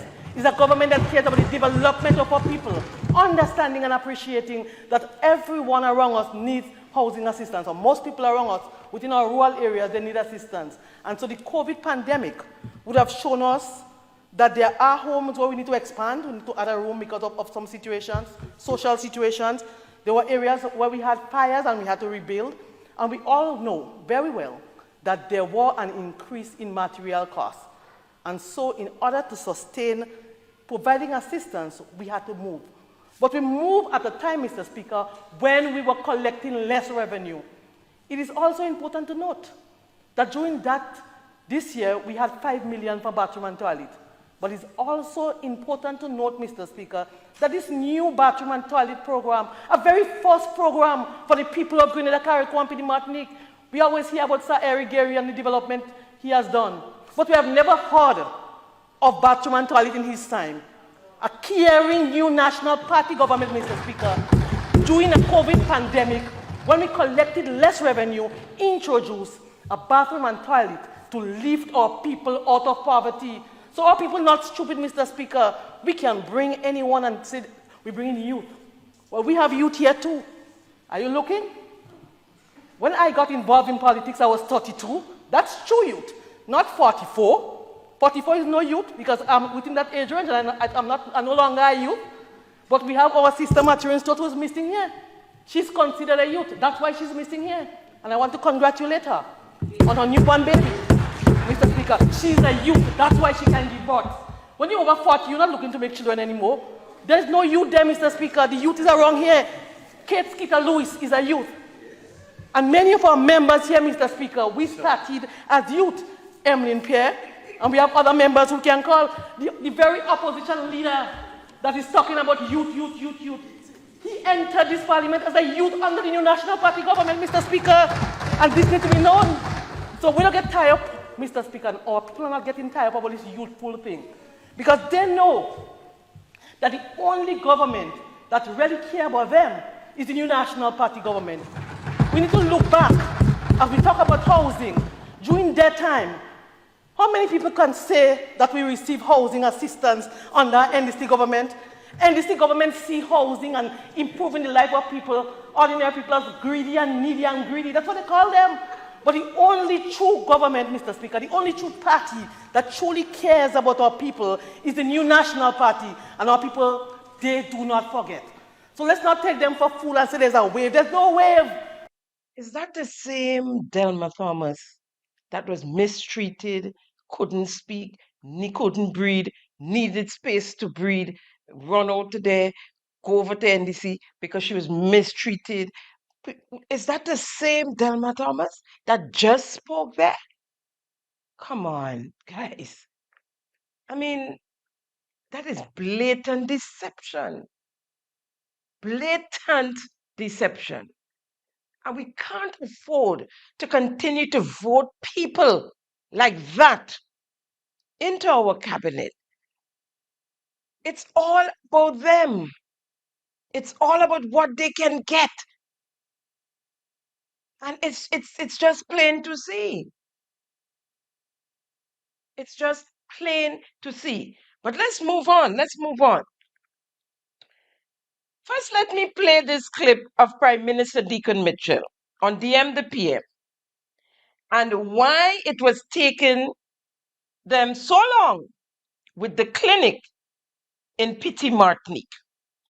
Good evening, Prime Minister. Good evening, Arona. I live in the diaspora. I'm a medical provider, and I just wanted to know if you can give a little insight on the reason why the clinic in Petit Martinique has taken so long to rebuild after more than a year. Sure. The challenge with Petit Martinique is Petit Martinique has no facilities even for the persons who are building the clinic to live on. So it's a logistical challenge. We have to appreciate that in the context of the hurricane and even before that. It's part of the reasons why some of the homes in Petit Martinique were destroyed as well, is that there isn't really even a landing site proper to store materials. So whether it's sand, gravel, cement, outside of the sort of playing field area, which is next to the jetty, it is very difficult to actually bring and store aggregates on. That's one. Second, a significant portion of the labor has to be brought into Petit Martinique. But there's no place for them to stay. Because there are no homes, there are no guest homes. And so that also presents the challenges. And then there was significant damage to the health center in Petit Martinique. So we have to be able to find an appropriate contractor who has the skill, the men, and who would be able to build in the context in which it is happening. And so that's really the challenge that we face. And sometimes people say things like after a year, even outside of responding to a hurricane, it actually takes about a year to build most buildings. If you have to design the plans, if you have to get planning approval, if you then have to do a procurement process, the procurement process requires you to get the bills of quantities, to issue that to the public or contractors. They have to then give you the estimates as to what they think they can build the building for. You then have to do an analysis to decide which of the three is most competent and gives you best value for money. And then you have to enter into the contract stage with the contractor. These things usually take 6 to 8 months. and then the contractor has to build, and the building process is usually 6 to 8 months. So I think it's important for us to appreciate that construction is actually not something that happens quickly. And when it's exacerbated by a situation like a hurricane where there isn't even a place for the contractors or the workmen to stay, if they're not from PT Martinique, then it makes it even more difficult. So all I would say to those who are still impacted by Hurricane Beryl and even the government services, obviously we are asking for your support, we are asking for you to be patient, and we assure you that brick by brick we will seek to move as quickly as we can in ensuring that we don't just build back, because that's one of the issues, that we build to code or to standards to make sure that what we build can in fact have an improved chance of surviving another storm or another hurricane, as the case may be. Them house only been there without no window, no door. No, that's what they build back better to withstand the next hurricane. Eh? And what does storage of material and aggregates and things have to do with the reason why some of the houses were destroyed anyway? What's the connection there? Just extemporing. Lies. You're making up story as you go along. You're just saying things. Folks, every single thing the Prime Minister said there was a lie. Every part of it, no part of it was truthful. And as anybody in PT Martinique, which I have spoken to several, everything, and you don't even have to speak to somebody in PT Martinique to know that some of the nonsense he said there is untrue. I mean, Jesus. Now, every part of it was lies and an effort to mislead the people. The people of Petit Martinique are appalled by what they've heard. And that in that clip, hence the reason to contact me. Now, the contractor was awarded, or the contract, I should say, was awarded to a contractor from mainland. He brought 2 40-foot containers with him to Petit Martinique from the mainland, which they used as living quarters. And if you look on your screen, you would see photos and a short video with showing you around the area, the property that the contractor rented opposite the clinic to accommodate his workers, his staff. You just have to cross the road, the workers, to go to work, the construction workers. You just have to cross the road. So they had living quarters. They brought their living quarters with them, right? The workers, some of them also came from Grenada, so they were living quarters. The contractor rented that plot of land, as I said, opposite there. And on the land, if you look at the video or even the photos, you would see the bricks there that they stored and other items that they couldn't get right there in Petit Martinique. What they got in Petit Martinique was the aggregates. So they didn't have to look for a place to store aggregates. The aggregates it's being sold by a gentleman, a Mr. Clement, right? What is first name? But Mr. Clement. I'll get his first name as we. Mr. Martin Clement. It was stored by. It was sold. It is sold right there on island. The gravel and the sand, and so cement you can get from Mr. Clement right there. So getting the aggregates to Carriacou, to Petit Martinique, and that's easy. Even if they didn't have there, you could have gotten it there. They had storage. The Build Back Better project, their Build Back Better project, the materials for the project was stored in the old marketing board building, I was told. Right? So the contractor had access. He brought what he needed from Grenada or what he got from Carriacou And the rest he got right there from Pity Martinique. They have no issues with material or to work with. They had no issue with that. Well, I told you about the storage, right? They had enough storage, more than enough storage to store their stuff. The slow pace, excuse me, the slow pace of work had mostly to do with the workers not being paid. I was told they work as they got paid. No money, no work. Besides the fact that the monies was slow in coming to pay the workers, it was slow in coming for the contractor to purchase the material they needed. He had to run a credit with Mr. Clement to get the aggregates. Another contractor right there on PM loaned him cement, bags of cement. The issue was money. That slowed down the work. Sometimes one or two persons was on the job. Now, the mobilization for the repairs of the clinic was done in June of 2025. In an invitation sent by the Ministry of Health, it invited persons to a sword turning ceremony for the rebuilding. You listen to me? A sword turning ceremony for the rebuilding of the Pity Martinique Medical Station. On the 30th of May 2025, there was sword turning for the rebuilding of the Pity Martinique Clinic. The people in PM was excited about the new clinic, only to see work started on the old clinic, on the roof. They replaced the roof and they were preparing the building for new windows and doors. Nothing else.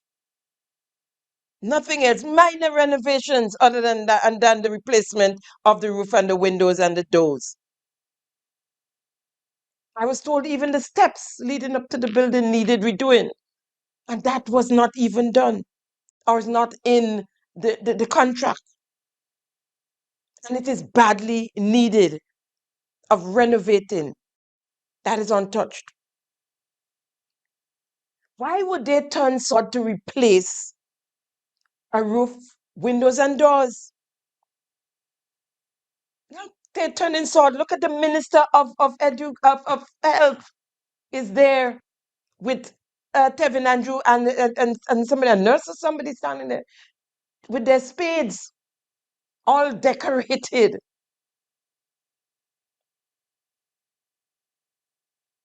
Real papi show.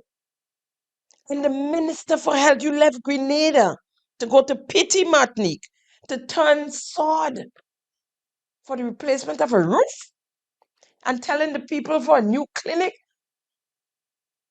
But lest we forget, whatever happened to the check of $200,000 that Mr. Adam DeCall, on behalf of Call's Food Store, who held a GoFundMe for the people of Pity Martinique for the rebuilding or the renovation or the renovating of the clinic in Pity Martinique.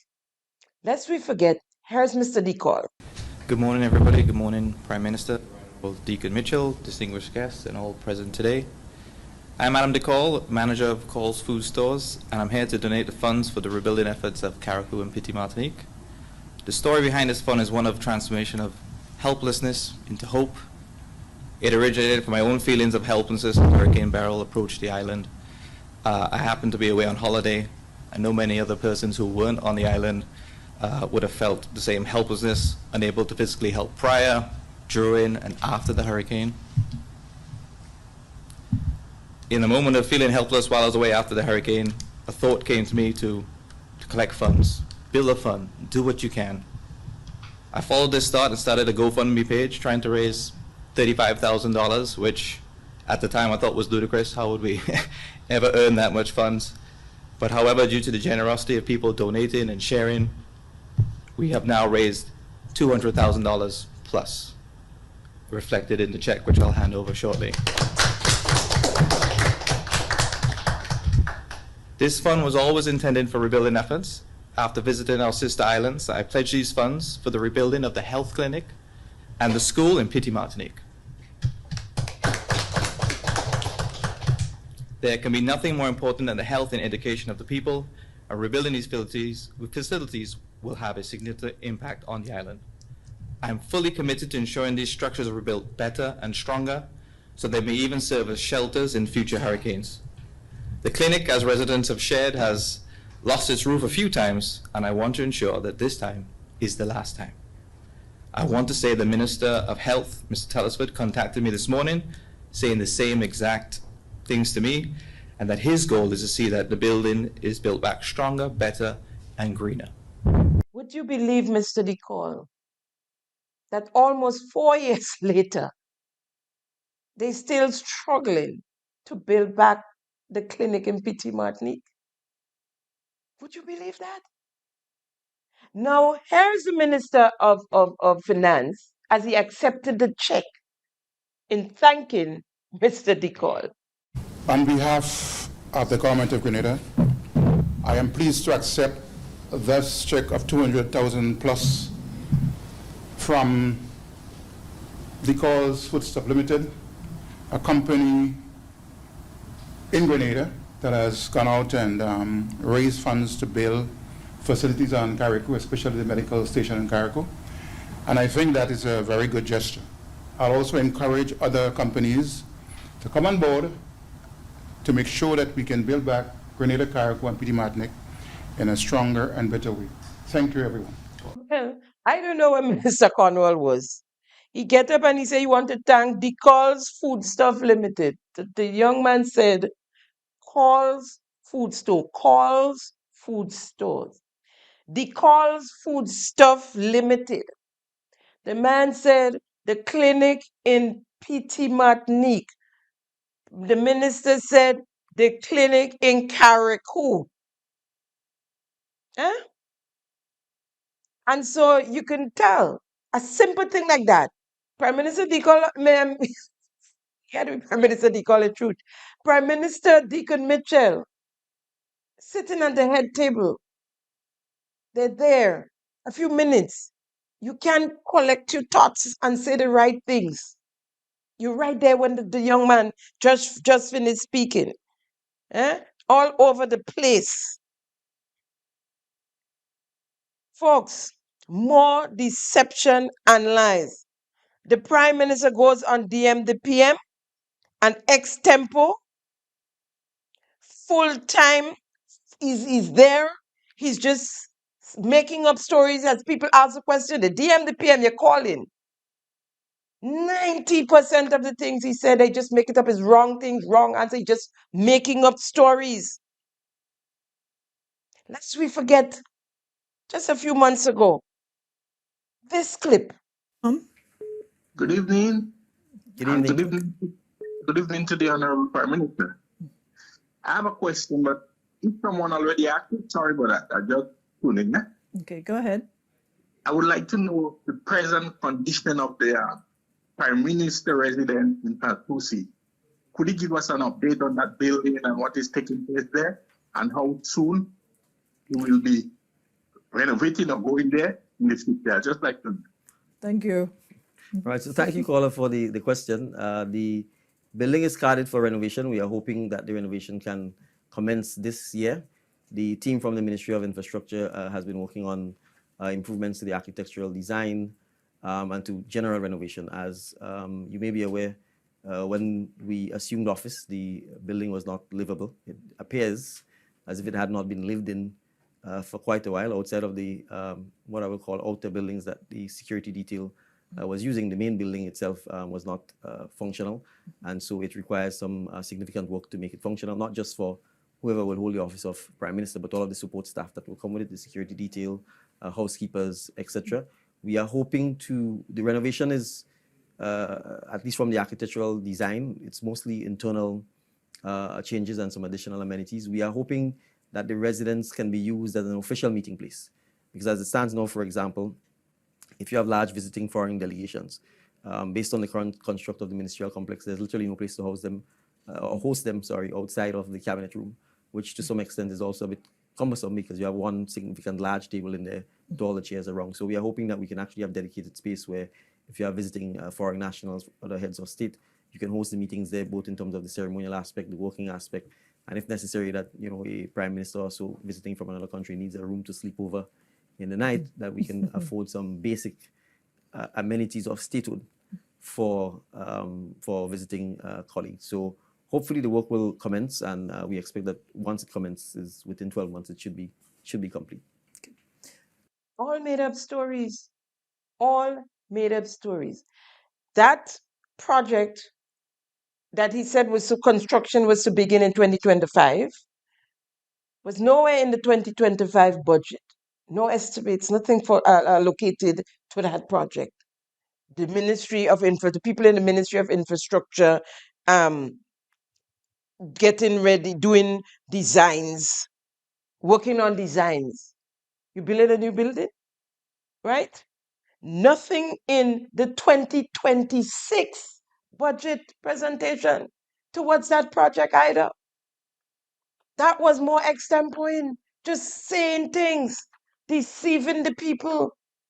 What is the guy talking about? You want to know when he going to move in there? Move in where? And leave his $20,500 mansion a month rent, $20,500 a month rent, and go up inside Sansusita Mount Royal? Oh no. And as Mr. Eddie Frederick said, to look down on what? River Road, Dabo, and Mount Rush? No. When he can have his panoramic view of Grandans and Point Celine and even the town St. George's from where he's at. The Grandans Beach. Oh, no, no, no. That will not happen. Not with Deacon Mitchell. Not at all. Folks, we all the time, but I have to bring this to you. I promise the family of Nelon Franklin, and it's been a couple of weeks now, and because I've been running out of time. However, I saw this news clipping that broke my heart and it caused me to reach out. Here's this, and this clip from GBN. Despite claims in the latest publication of the New Today newspaper that the results of an autopsy to determine the cause of death of former Senator Nelon Franklin was released, a family member to whom GBN spoke via telephone on Friday said different. Mother of the deceased, Ms. Franklin, said she had no official communication from the Royal Grenada Police Force nor any other source to confirm such. She said it was drawn to her attention by someone in the town of St. George's earlier today. The still heavily aggrieved mother told our reporter that she needs urgent answers. Tongue and somebody just showed me on the phone where the newspaper put out the front page with Nilan and Dr. Daisley and the type of poison they had given him. Well, I'm looking for justice. I'm looking for justice for my child because Nilan was a good child. I have no problem with Nilan. Nilan was a good child. He never was in no conflict with nobody. He was loving to people. He was loving people who was not loving to him. They pretend. They pretend, his friends and them, they pretend. After Nilan died, they celebrate his death. They celebrate his death in prison. They go far and they celebrate his death after he died. He was a good child. He was a good child. And don't hurt him nobody with a pin. And I'm hurting. I need justice. I need justice for my child. Justice for my child. Justice for Nilan. I need justice. Franklin's mother said the last she heard anything from police was over 1 month ago. She remembers her son as a very loving individual. I had called him sometime in September, in October, and they tell me that they have to get a next report from Jamaica. I can face his picture, some picture, I turn all of them, I put them away. Because I can't face his picture. Every time I go in the house, I look into this and I go, come. I need my child, I miss my child. Our news desk also reached out to the Community Relations Department for confirmation on the newspaper article claims. GBN was told that, according to their source within the RGPF, there are no results available and so cannot confirm. Nilan Franklin died on August 25th at the age of 27. During his life, Senator Franklin served as a passionate advocate for youth empowerment and economic development. He entered the upper house of Parliament following the 2022 general election, serving as an opposition senator until his resignation in late 2024. His transition from the media industry into parliamentary service was a testament to his unwavering commitment to civic engagement and the empowerment of Grenada's youth. He was known for his principled stance, bold advocacy, and insightful contributions. Mr. Franklin became a standout figure in the Senate, particularly on issues concerning young people and economic development. His work reflected a passion for nation building, rooted in a deep belief in the power of dialogue and active citizenship. Beyond Parliament, Mr. Franklin served with dedication at the Custom and Excise Division within the Ministry of Finance. Christina John, GBN News. With compliments. Thank you, Christina. Compliments GBN. We are yet to hear from the RGPF officially or formally. I reached out to the family of Nilan Franklin. As you all notice, this is the first time I'm speaking on this matter. The story began on Saturday, the 23rd August, 2025. Nilan was at home around the house, as most persons are on Saturdays, doing your little things. His mom came back from the supermarket and he went down to help her bring up the groceries to the house.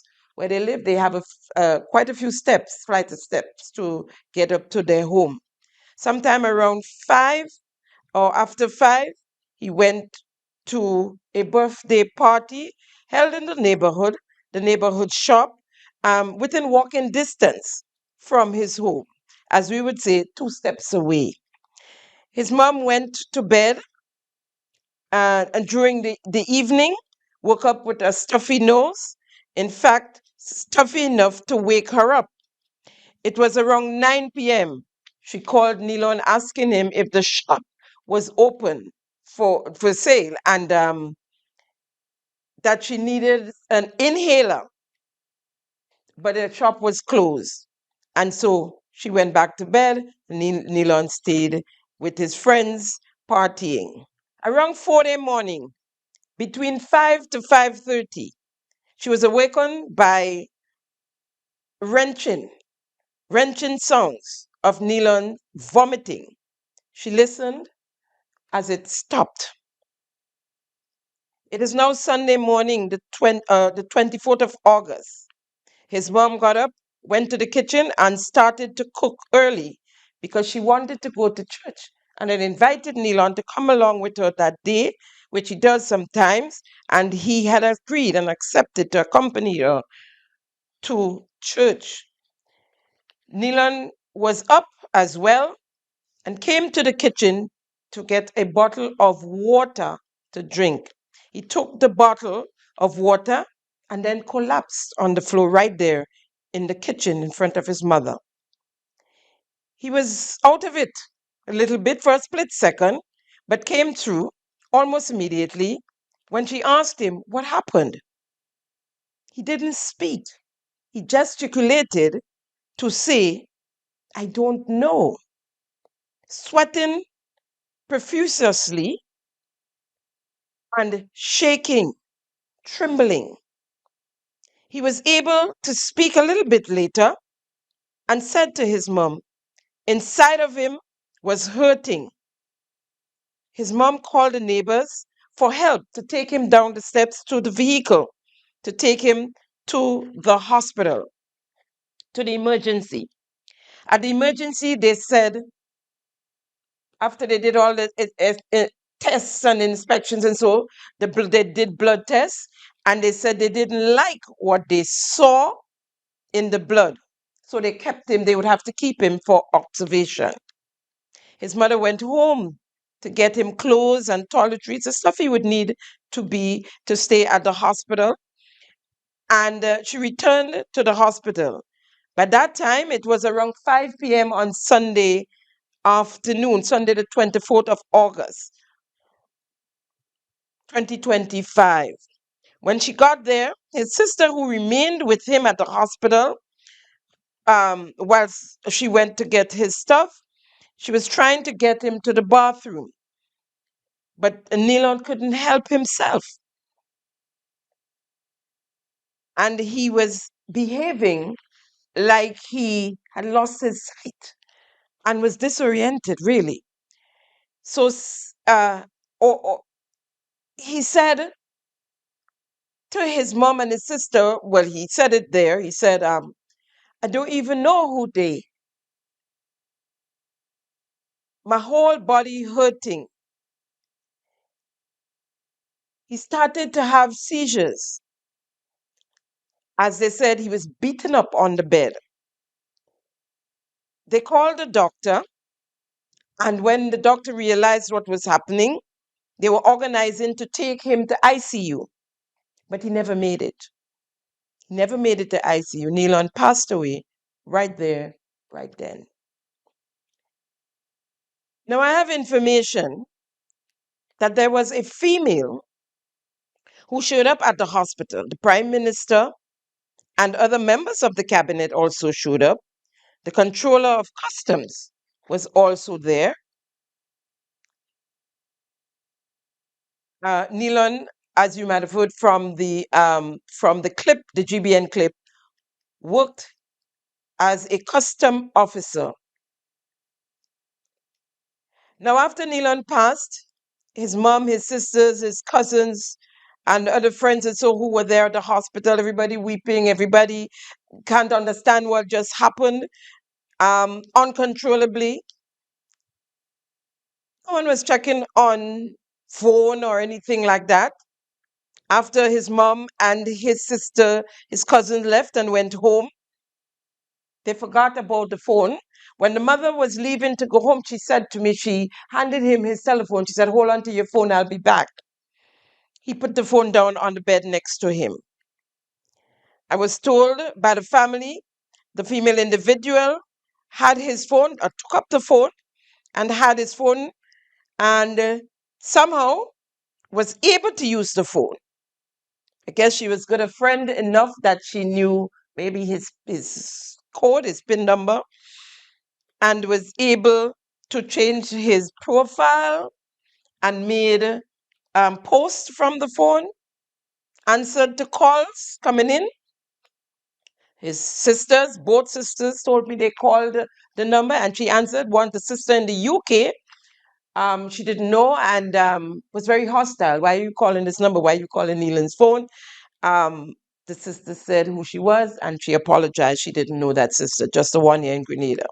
The family went home and the individual kept the phone and ignored calls from the family members to return the phone. The sister from the UK called as well, asking to return the phone. Neelan's first cousin, who lived in the house with Neelan and his mom, took charge to try and retrieve the phone. He said to me, I didn't want my cousins, which were the sisters, to be calling. I knew how they was, and I didn't want it to get nasty. So I thought I would be the moderator and, try to retrieve the phone for the family. And on August 30th, the 30th of August, 2025, the phone was returned to Neelan's mom. After the day before, which was a Friday, the cousin called and was very stern with the female, asking her to return the phone. So on the 30th of August, she returned the phone, handed it over to the mom, spent some time with the family, and then, of course, I guess left. The family contacted a foreign doctor or slash pathologist to do the autopsy. The doctor came in from Trinidad, and as soon as he opened the body, his mom said he was able to tell the family that Neelan was poisoned. But he had to take samples back to Trinidad to figure out what was used to poison him. The samples was eventually, because it took a while, and I was kind of following the story, and I was wondering why it was taking so long. Anyhow, the samples was eventually sent to Jamaica, to Mona campus, and to finalize what it was that was used to kill Neelan. They tried to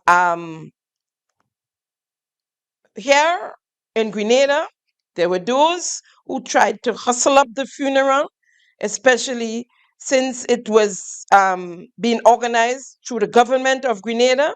Some even expressed thoughts that the autopsy was not necessary. The family was offered help from the government for his burial and was offered an official funeral, which they accepted. They met with the cabinet secretary to finalize the funeral arrangements. After the burial, the female asked the family to meet with her, and they met at Cameron Park. She wanted to meet the day after the funeral. They were unable to. They were still in probably a state of shock and in mourning, and they did so, I think, the day after that. And they met at Cameron Park, and she was concerned about rumors out there and threatened to a point to talk about suing and calling names of officials, suggesting they were also unhappy, and that the mom was crying on the day of the funeral, and said wickedness in high places, and that statement bothered her, and among others, apparently. The family was basically, as I was told by them, bullied. There were conflicting stories. The family was bullied, in their words, their words. There were conflicting stories, finger pointing. One time they saw someone give him his last drink. Another time he mixed his drink for himself. He was mixing his drink all night. The police showed up at the mom's home after Dr. Mitchell made a public statement asking for an independent investigation into Neelan's death, asking for justice for Neelan, as if it was the first time they heard that it was suspected that Neelan was murdered, poisoned to death. ASP Hall is the officer in charge of the case, I was told by the family. In my mind, it's a bit conflict of interest rather, there, because ASP Hall is the husband of the controller of customs. And in my mind, investigation can take them into the customs departments as well. There were custom officers at the party, I was told, and also the female pointed finger at one of the custom officers who was, who is, or well, you say was, a very close friend of Neelan's. The female was also at the party. There is information from the family that Neelan was concerned of the unwanted, unsolicited, and excessive attention he was getting from the female. His sister said he told her it was bothering stalking, and that the female will show up wherever he was once he posted from the venue. According to the family, she showed up at his SGU graduation ceremony at SGU uninvited. Neelan's mom said the police had not been in touch up to when we had this conversation, and that she had called ASP Hall to find out what was going on. I spoke this morning to the sister who said nothing yet, nothing from the police as yet, even since after we spoke a few weeks ago. Has the police launched a thorough investigation into Neelan's death? We don't know. We were not told. Has anyone been picked up for questioning or as a person of interest? We don't know. We were not told. It's been 4 months now, and we've heard nothing from the RGPF on the Neelan Franklin's murder case. Now, I have with me the certificate of analysis, and I would actually, I'm going to put it up on the on my side because, as I said, we're really out of time. It's a lot of some little things here, and that I think in an effort to come off here so that you guys can see that program today, I would just put it up on the side for those who interested can go and see. But Neelan was poisoned really badly, and there was really no escape for him. His entire body was consumed with the poison. Okay, so I would do just that. We call for justice for Neelan Franklin, and I'll say gone too soon, much too soon. Folks, that's a wrap on today's episode of Simon Says. It's always a pleasure conversing with you, trying to keep them honest. Thank you for viewing yet another version of Simon Says, where facts come first. I'm your host, Jenny Simon. I want to wish you all a Merry Christmas and a productive New Year. I ain't going to say bright and prosperous because they ain't looking too bright, and prosperous is out of it these days. We need the money. We need the money. So I want to wish you a productive New Year. God bless you all. Thank you for being a part of Simon Says for yet another year. I really do appreciate you guys. Without you, my followers, my ride and die, the ones of you who are there with every episode, I thank you for following Simon Says. And I'm doing this from the bottom of my heart to the people of Grenada. I get it every day, how they appreciate. People tell me they don't listen to the nightly news anymore. They wait for Simon Says, and I really do appreciate. I especially appreciate when the young people, and I get a lot of youth, and even the ones under 10, who see me in the supermarket run up, I look at your show, and I really, really appreciate that, so that the civics can continue. Thank you. And there might be you might get a surprise over the holidays, but I'm not promising, okay? Bye now. Thank you for tuning in to Simon Says. To ensure that you never miss an episode, click subscribe and make sure to turn on the notifications by clicking on the notification bell icon. See you at the next episode.